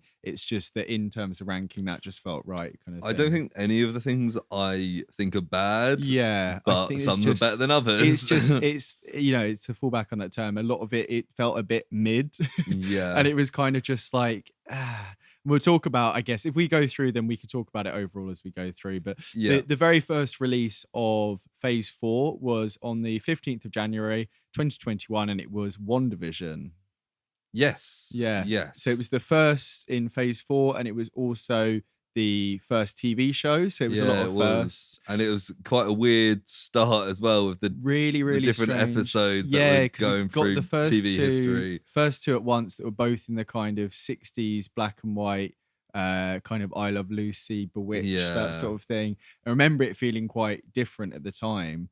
I guess we do our rankings of them. Yes, I've got WandaVision in number 2. Yes, me too. Okay, cool. Nice. Yeah, I remember it definitely fell apart at the end, and it didn't really know how it wanted to finish things off, and it fell into the formula that we've talked about a few times. But I think as it was going, it was like it was stuff that I haven't really seen a TV show do this before. Definitely. And as it kind of got later on to the more modern ones that you could actually see what they're referencing, like there's one that's very like Modern Family or like Malcolm in the Middle one, so you're like I kind of get the reference here. This is quite fun, and particularly like the talking heads from Modern Family. That was like, a good episode. And there was lots of kind of surreal stuff they did where the kind of Truman Show stuff starts kind of falling apart, and even in that first episode we get the part where Vision's boss starts like choking, and then the wife is like, why aren't you helping him? And it almost breaks the illusion, and it's like, what's going on? And there's a couple moments where I think it's in the Halloween 70s episodes where Vision's like wandering around and he ends up going to the outside and there's like nothing going on there. And it's just like there's some kind of creepy undertones that worked really well, but then at the same time there's all the stuff outside which is very kind of classic, like the boring parts of S.H.I.E.L.D. and MCU and that sort of stuff that didn't really hit for me in that sense. No, and the ending did just end up being witch fighting flying witch. around. But then we got like I like the Vision versus Vision. That was cool. Yeah, the fact they didn't end up having they did have a fight and then it ended with that ship of Theseus kind of analogy thing. And we get Jimmy Woo coming back, which was good fun. And Darcy who's Collins, played by that woman. I saw an article recently. That character's been brought over to the comics for the first time in a Scarlet Witch issue or something like that. So yeah, but yeah, I mean, overall, I did really enjoy it. I think it feels the most different to pretty much almost any of these that we got. Yeah, definitely. It stood out in that sense. I remember the excitement around it because I think we had the whole of 2020 without any MCU releases. So we did, and then we've had the entirety of Phase 4 in 2 years. Yeah, it's been a real bit of an oversaturation is one way of looking at it. There's a lot of TV stuff. Yeah. So the next release was another TV show, which was The Falcon and the Winter Soldier. Yeah, which was out 2 months later in March 21. Which it had lots of potential. I think it's the first one that kind of felt like it was really continuing the story. Yeah, and it was very much within the film universe. Yeah, like the Shield coming over and all that. Yeah, this did have its weak points, and I know a lot of people were quite critical of it. I think I enjoyed it more than most. Yeah, I've rated it really quite low, to be honest. It is still quite low for me. Yeah, I think thinking back, like the what's he called, John, whatever, the US agent stuff, I thought was really strong. The villains were quite weak. I think that was something that was, a lot of this was probably messed up by COVID in some way. Definitely. This one was, there's lots of people finding, I can't remember exactly how deep it really went, but there was supposed to be a plot where there was some sort of contagion going around, and they cut that out, and I think that's why the villains feel a bit like weak and aimless. Yeah, there's some good stuff, like the actual Falcon and Winter Soldier stuff I thought was pretty good. The Zemo stuff is Zemo's fun. Great. Yeah, the, what's she called, Agent Carter, Sharon Carter, Agent 13, give or take that kind of part. There's the Dora Milaje turn up for an episode. That was really cool. There's lots of fun little bits, and the what's his name, the black guy who was the Isaiah Bradley. Bradley. That was cool. Yeah, and that was quite a hard hitting. Like, we are in this universe where racism is a thing. I just realised I missed out two of the things that I said. So in terms of grief for the first one, WandaVision, obviously a lot of that is very grief-based. It's Vision. There isn't a dead woman to further the plot in that one, but I guess there's a dead man though. There's a dead man, so it's a dead person to further the plot.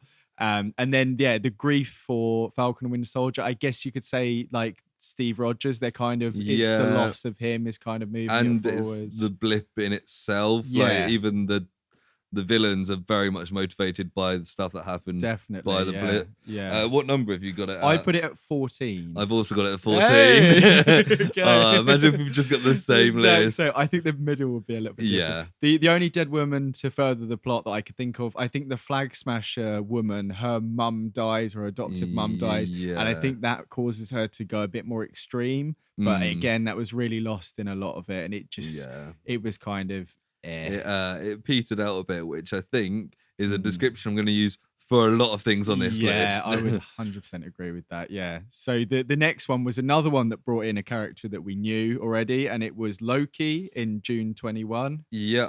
There's there's a bit of grief in that. Like, he sees, like, remember he has that quite cool bit where he watches, like, what would have happened. Last 5 years of Marvel films. I remember at the time it was like, oh yeah, he's just watched like a supercut of everything that happened since he got killed in Infinity War. This was one, like, as opposed to Falcon, this is one that I didn't like as much as people. I know people absolutely loved this, and I enjoyed it, but I was like, I think it was overhyped a bit. I liked Kang being there and introducing Kang. That got me final excited. Bit I thought was quite cool, where they have that whole. It's one that didn't resolve to like fighting in a big thing where everyone's there. They had this conversation and then he gets killed. More so than Falcon and WandaVision, this seemed to set stuff up for the future of the MCU, so which I think got me quite excited. All the multiversal stuff that we're now like inundated with, this in more ways than one set all that off, really, didn't it? Yeah, exactly. And all the parts with the different Lokis. We've got is it Richard Curtis? No, what's he called? Richard. The guy. Loki actor. Richard E. Grant. Yeah, like all that stuff. Really enjoyed. Owen Wilson, I thought, was a really good addition. And usually when it's someone as big as Owen Wilson, it kind of distracts you, but actually he worked in it. I really enjoyed, and him and Tom Hiddleston played off each other really well. I think the fact that we already knew Loki really well as a character, and the fact that he's supposedly been killed off, or at least one version of him, having him back, I really liked, and I liked how it felt. Like at its strongest, it felt like good Doctor Who. Yeah, I can see Do you what know you what I mean. mean? Yeah, mix. I think they could have done a lot more with it, and they could have had more of it as like they go on missions and they do like Torchwood, Agents of Shield style Yeah. cases. I think I was expecting more of that going into it from what I'd heard. But some of the stuff like the Sylvie stuff with like the female Loki, all of that, I thought was quite Yeah, creative I and quite always found interesting. the Sylvie Loki kind of relationship stuff a bit weird because Yeah, they are the yeah. same person But essentially. also Loki falling in love with himself is very in Yeah, character as well. I remember. Isn't I it? liked the bit where it had the cameo from what's her face, Oh, Lady Sif. Lady Sif, where she Yeah. just beats him up Yeah. repeatedly. And that's like his little time in prison, isn't it? It's like Yeah. one of your worst moments kind of thing. Although surely that's not his worst moment. He's done a lot of bad stuff. But that's Yeah. quite an early Loki, actually. But no, he's done the whole Battle of New York. Anyway. Yeah. It's Where regardless, did yeah. you rank? I ranked that number 5. I had it at number 8. Okay, so So, this is it. Yeah. Like I think you said 6 downwards. I think probably from about 4 downwards to somewhere lower down, it's quite changeable for me. But yeah, Yeah. I enjoyed it. I think it coming out saying like it set up for a second season. It was very directional and it felt like it had potential and it was going to be fulfilled. Yeah. Whereas like some of these, like I suppose those first 2, WandaVision, we had an idea we were going to see her again, and we do see her later on. And with Falcon and the Winter Soldier, it always felt like these characters were going to come back. Some of them after Loki going forward, it's kind of Just a one-off. It felt very unresolved, and that was Yeah. one of the categories I was going to put in. Like, when are we seeing these guys again? And we can talk about that moving forward because some of these, it's like, will we see them again? But yeah, I put that at number 5. The next release was the first film of Phase 4, which was Black Widow. Yes. And this was July 2021. I like Black Widow, but as everyone, including myself, said at the time, it came out 5 years too late. Yeah. It was a very like Phase 2 movie. Yes, yeah, and absolutely. it's set at that time. It should have come out after Civil War when it was set. It didn't make any Yeah. sense. So I rated this quite low, very low. I put this at number 15. I had it at number 10. Yeah, see, I'm thinking back on it. I did like it. I think it's probably a bit harsh, but you know, I wasn't a fan of the reveal of the Taskmaster. I didn't like any of the Taskmaster stuff. I But think the family the aspects families, were really, David Harbour really, and really Florence strong. Pugh are great fun in this. Yeah, and the yeah. 3 of them together, I really enjoyed, and I'm looking forward to seeing these characters well, definitely, again. yeah, no, and on that sense, like we get the tease at the end. It's the first appearance, I think, of that Val whatever was in Falcon and Winter Soldier, but but we get her, and when she tells Yelena that it was Hawkeye's fault, you're like, okay, this is going somewhere. Yeah. And the grief aspect, I suppose, is just that Natasha's dead at the end, or we're kind of mourning her throughout. It's kind of, that's a bit weak on that aspect there. But yeah, it was I think they had some really strong stuff in the first like third, where it was like she's on the run, she's living this solo life, and she's got brought back in, and Taskmaster attacks her out in her trailer. And then by the end, it's like there's a Russian flying helicarrier, and it got a bit silly at parts for me. I think I wanted with more Ray of Winston as a Russian. Yeah, who's kind of playing like a Harvey Weinstein kind of character. I think there was a really good idea for a film in there, and you could make it quite comic booky, but it just went that notch too far for me, and it just got a bit silly. And again, like the Natasha stuff, it's like, why are we seeing this when she's not coming back? Yeah, definitely. That motherfucker ain't coming back. So the next release was What If, which was in August 2021. Which was the first animated series, the only animated series so far, I guess. Yeah. Which was, I mean, because it was an anthology series, had its ups and downs. Some really strong episodes in there, and together at the end it kind of comes together. But there was a couple where it's okay. Sort of thing. I think it felt at the time I was quite excited for each one and the potential of like these what if Elseworld stories. And they did come together. I think it didn't really leave any lasting impact for me, and I felt quite like it feels quite forgettable for me in hindsight. And we thought it led into Doctor Strange based on the trailer, but it didn't really. Captain Carter comes across. It was the unexpected part of it, but it was just like, I ranked this at number 13. I had it as number 9. Okay. Because I was trying, like, I think the good episodes are really fun and seeing a lot of characters revisited. Obviously, it's Chadwick Boseman's last appearance as Black Panther. That's true. Yeah. Actually, that episode was the one with the purple T'Challa opening. So we said there was, when we did our Wakanda Forever review, we were like, that's been in something else before, but I think in that one it had the music behind it, and maybe it was a slightly different version of it, because that must have been the first release. Well, it would have been the first release with him him passing away. The only dead woman that was in this that I can remember is the episode where Christine Palmer dies about 1,000 times. That very much is the central plot of that one. So I think that fits into that category there. But yeah, with the whole, like, when were we going to see them again? Like, I think there's a lot of potential there, and that hasn't really been fulfilled. Well, they're making a season 2, aren't they? They might revisit some of those universes. And I think there's a zombies series coming up. So whether that's in the same universe or not is to be seen there. But the next one is Shang-Chi and the Legend of the Ten Rings, which was September 2021. You really liked this coming out of it, didn't you? I thought I've got this at number 1. Have you? Yeah. Oh, wow. I genuinely think it's the best thing that happened. It was great fun. Genuinely like a top tier of MCU films. I think it's the only one I can say in here that is in a top tier of Marvel MCU film. I thought it was brilliant. The characters were great. The action was great. It had like unique aspects of it with, you know, the martial arts stuff. I mean, all Marvel characters can do martial arts, but an actual focus on that is good. And then seeing the kind of the village and stuff and having the fantastical elements. Yeah, Aquafina so all the stuff fun. that you mentioned, like I remember the bus scene in San Francisco. I really liked that fight. I thought that was one of the top fights of recent MCU stuff for sure. And there's some parts where there's like the scaffolding and there's like the ninja kind of people. Yeah.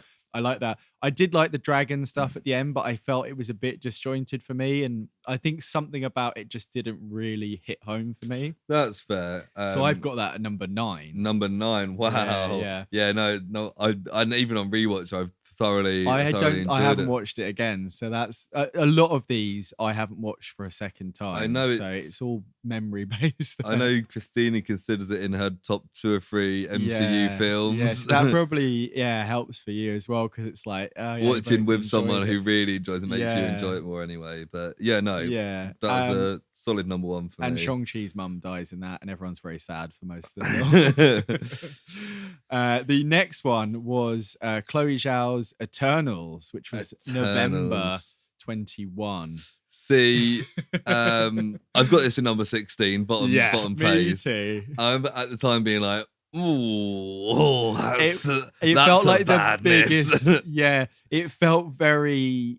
They were really trying to do something with it, and they're getting, Nomadland had just been nominated, won an Oscar. Yeah, they felt like they were trying to get this whole thing, and we were even talking earlier today about getting this auteur director with a really strong vision, and then just watering it down so much that, I mean, it felt at best like a Zack Snyder DC film in lots of ways. Yeah, although I have to say, on rewatch, I haven't watched it again. Because I remember you don't have to keep track of characters on rewatch because you know where it's going. Gosh, you know what they're doing. So on rewatch, I have to say, I enjoyed it more than the first time, and I was like, actually, this is quite fun. I think so much of it, we talked about it when we talked about the new Doctor Strange back when it was released. It's so much about tempering expectation going in. Yeah. And that initial reaction watching something in the cinema is always like exciting, but I quite often leave these feeling a little bit underwhelmed and disappointed. Yeah. Especially this phase.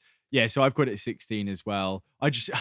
You mentioned about the characters. It just reminded me of like when it's like it felt like it was like 2 hours in and they still haven't gone and met all the Eternals. Yeah, and then they go and get Druig, and it's just like, oh god, there's more of these motherfuckers. And some of them there. disappear for like an hour at a time in the film. Can you name all of the Eternals? No. We've got Icarus. I think there's 9. We've got Icarus. Let me get them up. Gilgamesh. Yeah. We've got Angelina Jolie. Athena, she was called. Yeah, we've got Druig. I haven't even kept count there. Oh, that's like We've 4. got Cersei, Gemma Chan, who's basically the main character.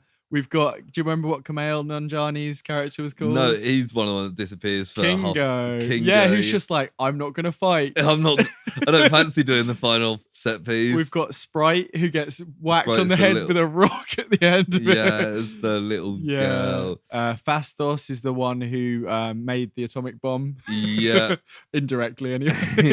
Yeah. Get that strange scene where he's in the wreckage of Hiroshima, just like, what have I done? Well, there was the nice scene with him and his partner and their adoptive kid. Although, if you're in China, you didn't see that scene, did you? I can't remember, is it Icarus who goes to visit him and he's like, I bet this is a vibranium table or whatever, and he hits it and it just falls apart. He's like, oh, it's from IKEA. We've got Makari, the one who's like the speedster. Oh, yeah. There was some cool scenes. I thought the final action scene, there's some great bits with her in it. Yeah. We've got Druig, who's Barry Keogh. Yeah. He was fine. Gilgamesh. Gilgamesh was fine. Oh, yeah. And Ajak as well, who is the woman who dies to propel the plot in this one.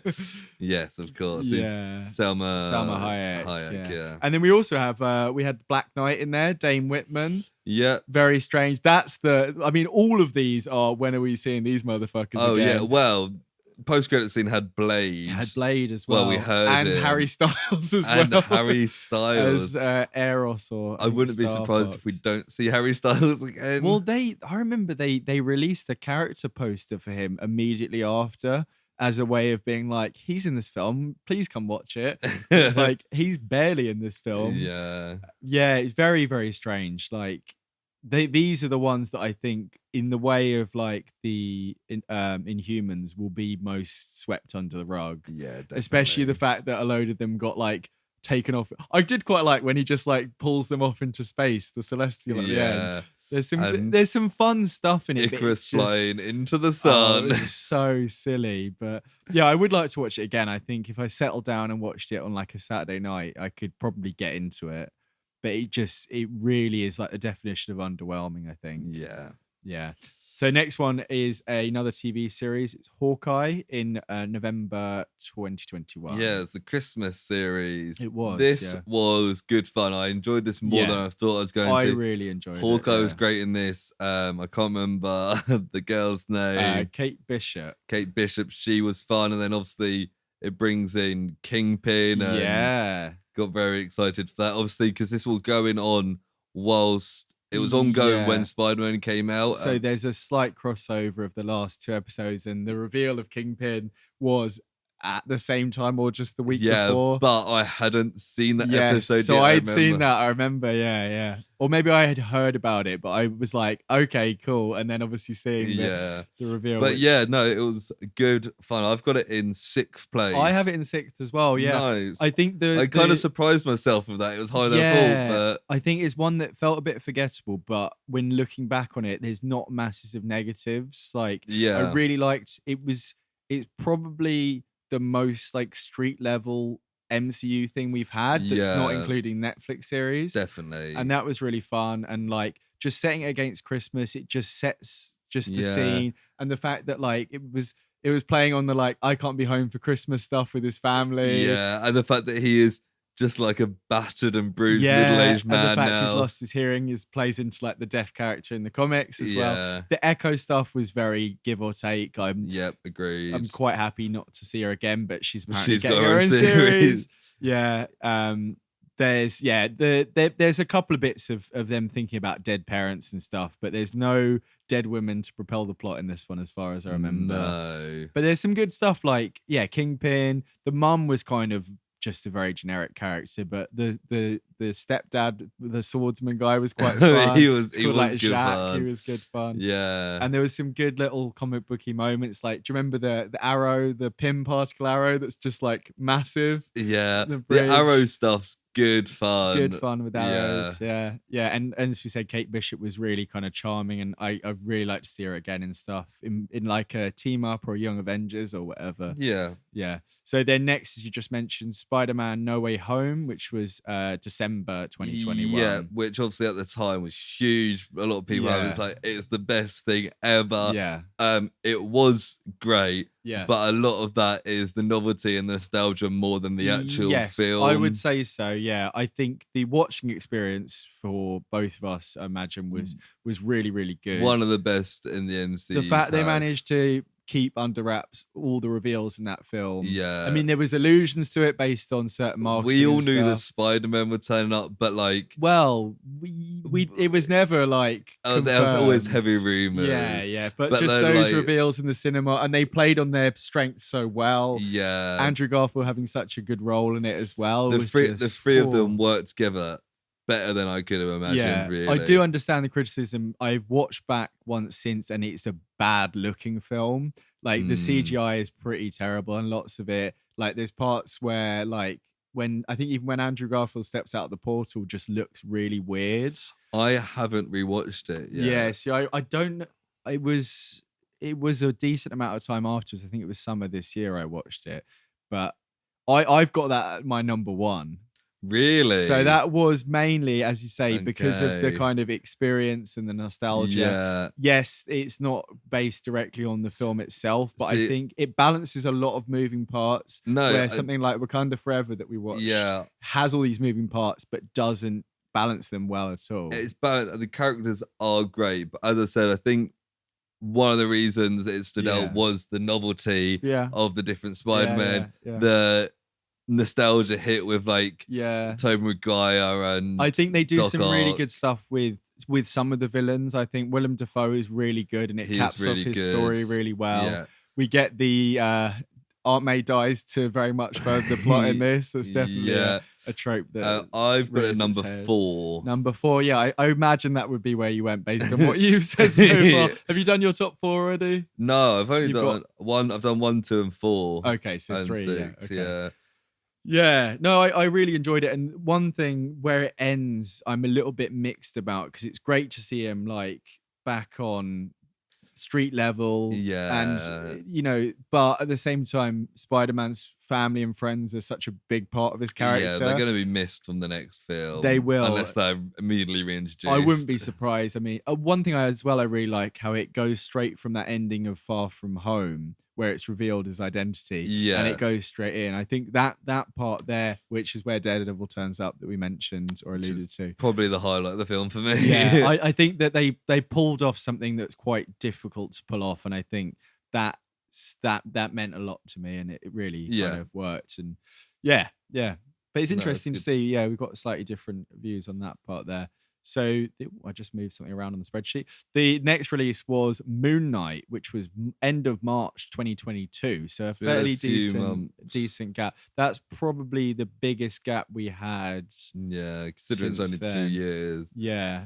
Moon Knight was one that anyone who listened to the pod went around that time, I was super excited about it. I went deep on Moon Knight, and unfortunately, I think that I enjoyed it, but I think that really kind of mucked up my viewing because I was hoping for this, again, street level, more Batman leaning vigilante with mystical elements, and they kind of reversed that quite a lot. But you didn't really know. Yeah, my hype of it was mostly led by you talking about how hyped you were. So I didn't have as much expectations, and I thoroughly enjoyed it. I thought it was brilliant. I thought Oscar Isaac was great. I loved the whole Egyptian mythology stuff in there. I'm always a sucker for that kind of thing. And all the gods were great. I've got this at number 3. Okay, makes sense. The final one in my top 4. I did consider putting it higher, but for some reason, well, for those reasons that I say, it kind of everything from like 4 downwards is kind of changeable for me, and I think if I rewatched a lot of these, I'd probably feel slightly differently about it. One thing that was kind of left a little bit of a sour taste to me, although we see the reveal of the third identity, who I can't remember his name completely, which is great. The third identity, Jake Lockley. Jake Lockley, that's it. Yeah. Although we get that reveal, it still feels like I don't know if we'll ever see Moon Knight again. Yeah, and they might do a season 2 at some point, but I don't know if he'll be in the bigger MCU. Yeah, and I think that's the problem that we haven't really got to yet, that this feels this phase so far. At least Very I think it was disconnected. around this time in the release. Yeah. I was kind of like, oh god, like this. It feels like phase one again in lots of ways. Yeah. And there's strengths to keeping things separate and solo, but also we were always leading somewhere with phase one, and this doesn't have that Yeah. kind of strength to it there. Moon Knight's mum dies at some point, and that is part of his trauma. The next release was Doctor Strange in the Multiverse of Madness, which was May 22. We covered that for the Silver Screen project, so you yeah. can hear our full review. Yeah. If you scroll back down through the feed. Yeah. That one again was, I really enjoyed it. The highlights were the kind of novelty aspects, the Illuminati, particularly Patrick That was Stewart. good fun, yeah. I liked how they were introduced and it kind of they were just destroyed, and it was just, there was some fun stuff. I liked Wanda becoming a villain. Yeah. Great. Yeah. We don't often see heroes and become it carried villains. on. I think it's probably the only thing that's carried on within the phase, like directly. Yeah. We've had all the multiverse stuff, which this goes into as well. Yeah. I think both of us were expecting more multiverse stuff going in. Definitely. They basically just go to another universe. Think maybe that was kind of supposed to be a bit of a subversion, but it just felt a little bit underwhelming. Yeah. I rated this really highly because I think on kind of reflection, I really appreciated the kind of Sam Raimi flares, the horror-y elements, and the Bruce Campbell being in it. Yeah, well, yeah. The I liked what they did with Wanda. I liked, even though I was hoping for something different, I kind of liked what they delivered in the end. So I've got this at number 3. Wow. Okay. Yeah, I think this will be one that people come back to and kind of look at in a different way. So I've got it at number 7. So in the top half, between Hawkeye and Loki. Yeah. I think I loved a lot of it, but I think this was the first example that kind of set the scene for the Marvel in 2022 is that it kind of doesn't know how to end it, and it just sort of peters out, and and it's the end. And you're kind of like you're left on like a sour note. Yeah, definitely. The worst thing that I can say about this, other than the kind of I was expecting something else, the worst thing that the film itself did is it gives Doctor Strange that third eye in the first post credits, and it's like, oh my god, he's been affected by the Darkhold. And in the next post credits, he's just like going down the street and he's fine. Yeah. And then what's she called? Charlize Theron turns up and is like, let's go on an adventure. And then his eye's there, and it's like, so this, you ended it in a place and then resolved it in the credits. It was like, yeah. This is also the second time we've had a long conversation about Strange and not mentioned America for the entire job, even though she's a central part of this, which kind of says something in itself. I think her inclusion I didn't find it particularly kind of egregious because it was part of the plot, but it feels a lot like how we get like Riri Williams in Black Panther 2. I think that was much worse because you could take Riri Williams out, and we'll talk about that in a moment. Yeah. But it was a little bit like, oh, here's another character. Like, when are we seeing America Chavez again? Like, at some point, I'm sure they'll do a Young Avengers with Riri Williams and America Chavez. I just would have preferred, like, so we didn't talk about the Shang-Chi. There's a post credits where it's like Captain Marvel and Bruce Banner are like, hey, something's going on with this. It like alluded to the inclusion in the MCU of the Illuminati. Sorry. In Shang-Chi, right? There's the post-credit scene where they're like, "Your 10 rings," and it's basically like there's connections to the wider MCU, but it's not a direct like these guys are coming back soon. Yeah, and I think that kind of thing's missing from a lot of these, where they don't allude to a future thing specifically, but they also don't connect it to it. Yeah, so it just feels like it's floating nowhere. And that Charlize Theron turning up, it's like, okay, like there's no guarantee. Yeah. And then we got Ms. Marvel, which was June 22. That was okay. It was good fun. I liked the characters. Yeah. It's kind of it was fine. I think the first 2 episodes were quite strong, and they felt like Homecoming or like, you know, a Spider-Man type thing. Then it just goes into the plot with the Jinn, and it's like, and Damage Control are there, and it's kind of forget a lot of what happened in that. I think she's really good. I think she'll be a really good lead going forward. Well, that is definitely going to lead going forward. We've got the Marvels. Yeah, so that that ending, although the last episode was pretty crap, I'd say, the fact that it ended with that Carol Danvers bit and you're like, cool, there's connections. I really like that part. I put it at 12, so it's fairly low. I also had it in 12. Nice. So, yeah. Kamala's grandma dies and the Jinn lady just unceremoniously gets absorbed by a portal, which was very strange. Yeah, that very, happened. very strange. The next one's Thor Love and Thunder, which was July 2022. Very excited by this. Yeah. Ragnarok was one of my favorites. Yeah.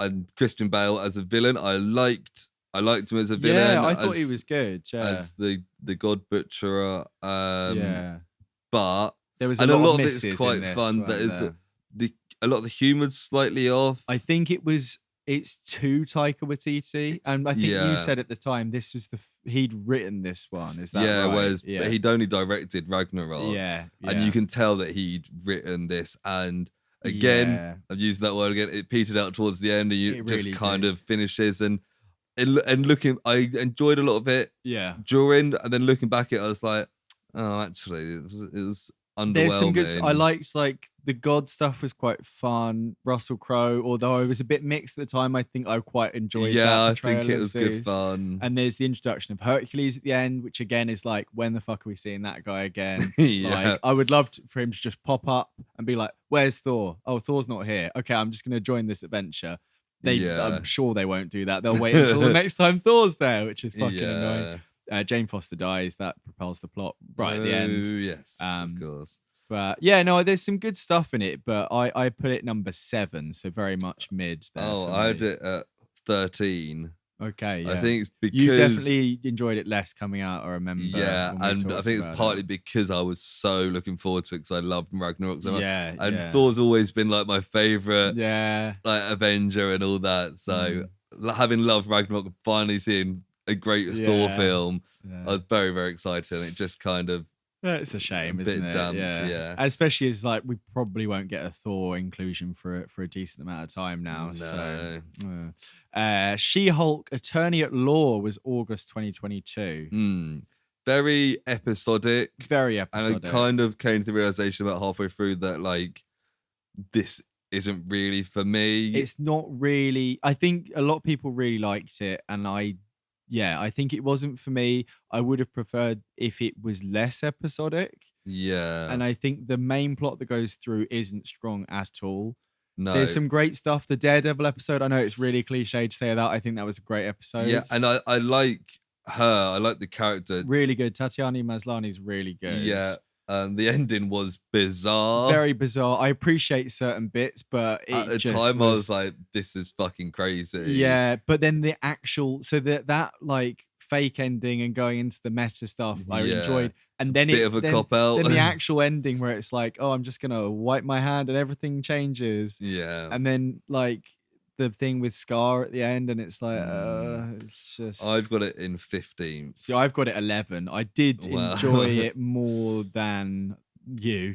Yeah, I even remember because we were talking about almost week to week in personal projects, and I was like, I don't really care about this. It was too a bit much. of a chore, I think. Yeah. I think it's very much reaching the oversaturation at that point, and it was like when was it out? August this year. So we would have been watching the Lazarus Project at the same time, so we were which was better. True. Yeah. Next one is the first special presentation, which was Werewolf by Night in October 22. Yeah. Great fun. A very unique Marvel thing. Just that kind of hour long. Yeah. Great setting, great characters. Michael Giacchino's directing debut. Yeah, great score as well from him. Yeah.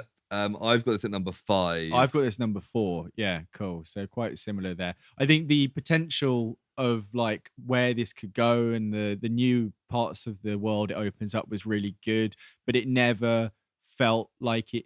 So it's kind of hypocritical being like, this was so unconnected, but I think it really worked for this. I feel like a lot of the others are kind of the mainstream characters that have interacted in the past or are going to be part of the Avengers. This was always going to be a kind of soloed thing, just a one-off Halloween special. It's that expectation to some degree, but it's also, it's meant to be its own thing. And I think that was fine. And the ones that I put highest on this, I know we've got one more to go, but the ones I put highest, I think, are the ones that felt the most different from everything else. Yeah. And this was one, and we talked about WandaVision already, that felt, at least the first, 2/3 of it, really felt quite different. And I think that's kind of what stands out to me, because a lot of the ones in the middle are kind of, they're just, they all try something, but a lot of them don't really succeed. And like a lot of them really could be doing something different, like, but they don't. Like, say, the multiverse, or female Thor and the Greek gods. A lot of it's very, and it's really telling that a lot of these are adapted from much longer storylines in the comics, and they feel, especially the Thor Love and Thunder, felt so condensed. And the fact he suddenly has a kid at the end is like, I know that Taika Waititi and Chris Hemsworth are dads, and that's a big part of their personality, but it's like, is that interesting for the character? No. Like, maybe it's just not for me. Maybe it's aimed at dads more than anything. Yeah. So the last one to talk about there is Black Panther. I think we might have it in the same place. Which is the 11th of the 11th, 2022. So we talked about this a lot recently. We've got a whole episode on it, Silver Screen literally Project. A couple of weeks ago at time of release. I've got this at number 8. Oh, okay. I got this at number 11. Okay, yeah. On the 11th of the 11th. Yeah, okay. No, I mean, we talked about it loads, but I think I enjoyed it more than you coming out as well. Thinking back to that Silver Screen episode, I remember, there's definite flaws with it, and it's really overcrowded, but I think I appreciated it. I think also, thinking compared to the other films, I was like, I did like this more than a lot of the other stuff. Yeah, I mean, we very recently spoke about the pros and cons of this film, so I don't want to repeat myself too much. But like, overall, it a lot of it is about the lack of Chadwick Boseman. Yeah, and they needed to do that, but also the film very much misses Chadwick Boseman. There's a glaring gap. I think I mentioned that the rumors or whatever are that they didn't change the script that much overall, and I think that really shows there's this kind of missing area there. And obviously there's a lot of grief in this film, and Ramonda dies, and that very much furthers the plot there. But as I said, everything between 6 and 14, so Hawkeye to Falcon for me could be mixed up in a different order. Should we run through again just our rankings? Do you want to go first? And we can just give the whole list. Just go through in order, I suppose. From 1 down. Go. So no, go the opposite way. Okay, so from 16, Eternals, She-Hulk, Falcon, Thor, Miss Marvel, Black Panther, Black Widow, What If, Loki, Doctor Strange, Hawkeye, Werewolf by Night, Spider-Man, Moon Knight, WandaVision, Shang-Chi. So there's quite a bit of differences, because mine is Eternals at 16, then Black Widow, Falcon and Winter Soldier, What If, Ms. Marvel, She-Hulk, Moon Knight, Shang-Chi, Black Panther 2, Thor Love and Thunder, Hawkeye, Loki, Werewolf by Night, Doctor Strange, Multiverse of Madness, WandaVision, and then Spider-Man No Way Home. So it's actually more different than I was expecting. I reckon generally there's a pattern. If we plotted it on a graph, would be a... we're not completely disagreeing about any of them. There's certain ones we've got quite far away. Generally, there's a lot that are at the top half of the same, or at the bottom half of the same. It feels, I think we've said this so many times, but the whole phase feels very directionless.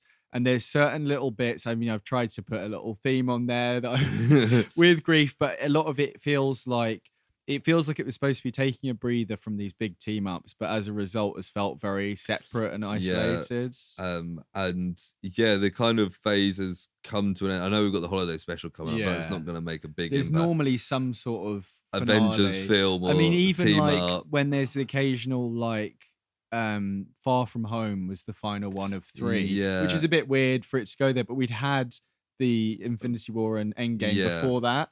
This one, it really is missing that kind of happened, and the phase happened, and it ended, and it was like, I think not having that, I don't know what team up they could have had, but I mean, Black Panther was effectively the team up, but there wasn't any crossovers. Yeah, like it's more than half of the fun of this whole thing is the toy box of it's a of cinematic characters universe. Yeah, it's just, and we've got little allusions to like mutants and stuff. I thought we were going to get more something, you know, not actually an X-Men film, but you know, it feels it's probably the most unsatisfying of the phases. I would agree, but I guess it's hard to match up with what they've done before, isn't it? Yeah, we did have 3 very good phases, really. Yeah. Which one off the top of your head would you say is your favorite? It's hard to say. It's between 1 and 3 for me. Do you reckon? Yeah. Because 1, the intro to all those key characters is fun, even though the films aren't always fantastic. But they have to be strong on their own kind of thing. Yeah, and then that first Avengers film, still going back and watching it, it's still so much fun. And then the third one, obviously it had some highlight films, and then Infinity War and Endgame to top off the entire saga were just great. 2, I do like. It's got the weakest Avengers film. I don't hate Age of Ultron, but it's weaker than the others. And it does feel like the middle phase. But it also has Winter Soldier, which is one of my favorites overall. It's definitely got some good films in there. I think 3, having both Civil War, if I'm right, Civil War and both of the team up films at the end, I think is like nudges it ahead. In terms of the box of toys and characters being thrown at each other. It's very kind of. I do watching Endgame is like, if you showed me Endgame as a kid, it would have been like, no way, that is not fucking possible. Like shit. Just that final fight in Endgame is like fucking hell. I'd like to watch it back again. I haven't really watched it since then. Since it came I remember out. as well, around kind of phase 2, one common criticism of Marvel was that it had no standout music. And phase 3 really kicked up the use of the Avengers theme to the point where people can sing it now. And when it comes in that end game, and it's like, whereas before that you I couldn't sing it off the top of my head, but come on, I'm like, oh yeah, but now it's like, it was a big I very much do know it. Yeah. Cool. So yeah, we do have Guardians Christmas special, holiday special coming up. We'll, I guess, just kind of abstractly slot that in once we've had a chance to watch it. That'll be in an episode or 2's time, depending on when we get to record. But yeah, you got anything else to say on the matter of phase 4? No, I'm looking forward to phase 5. Hopefully it can. This is a transitional stage between the big ending that the Infinity Saga had and moving into the multiverse saga. Definitely.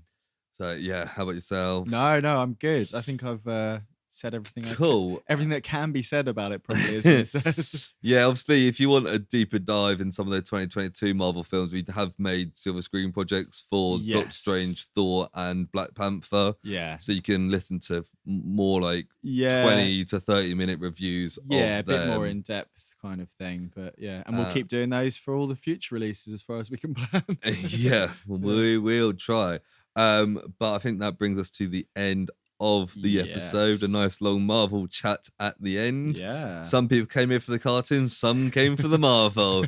Both had plenty of time. Fire off your answers in the comments. There's probably, to be honest, our generation has got a big overlap of both those things. This is pure our age. Like late 20s, like British and American kids. To look at the demographics of the listeners. So if you enjoyed this episode or just the podcast as a whole, I'd greatly appreciate it if you gave us 5 stars on your podcast listening device. Always goes a long way. If you've got any thoughts on this episode or any future episodes, you can get in contact with us, can't you, Sam? Yes, you can. You can send us an email at theprojectpod@gmail.com, or you can find all of our social medias in the link tree in the episode description. You can also comment on YouTube if you're listening to this on YouTube now.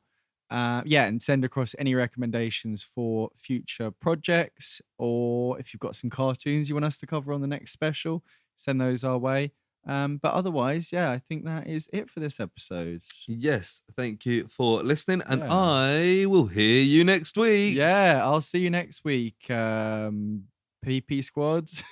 We're not sticking with it, are we? Oh no, it's come back. The PP squad are back. Oh no. Okay, bye. Bye.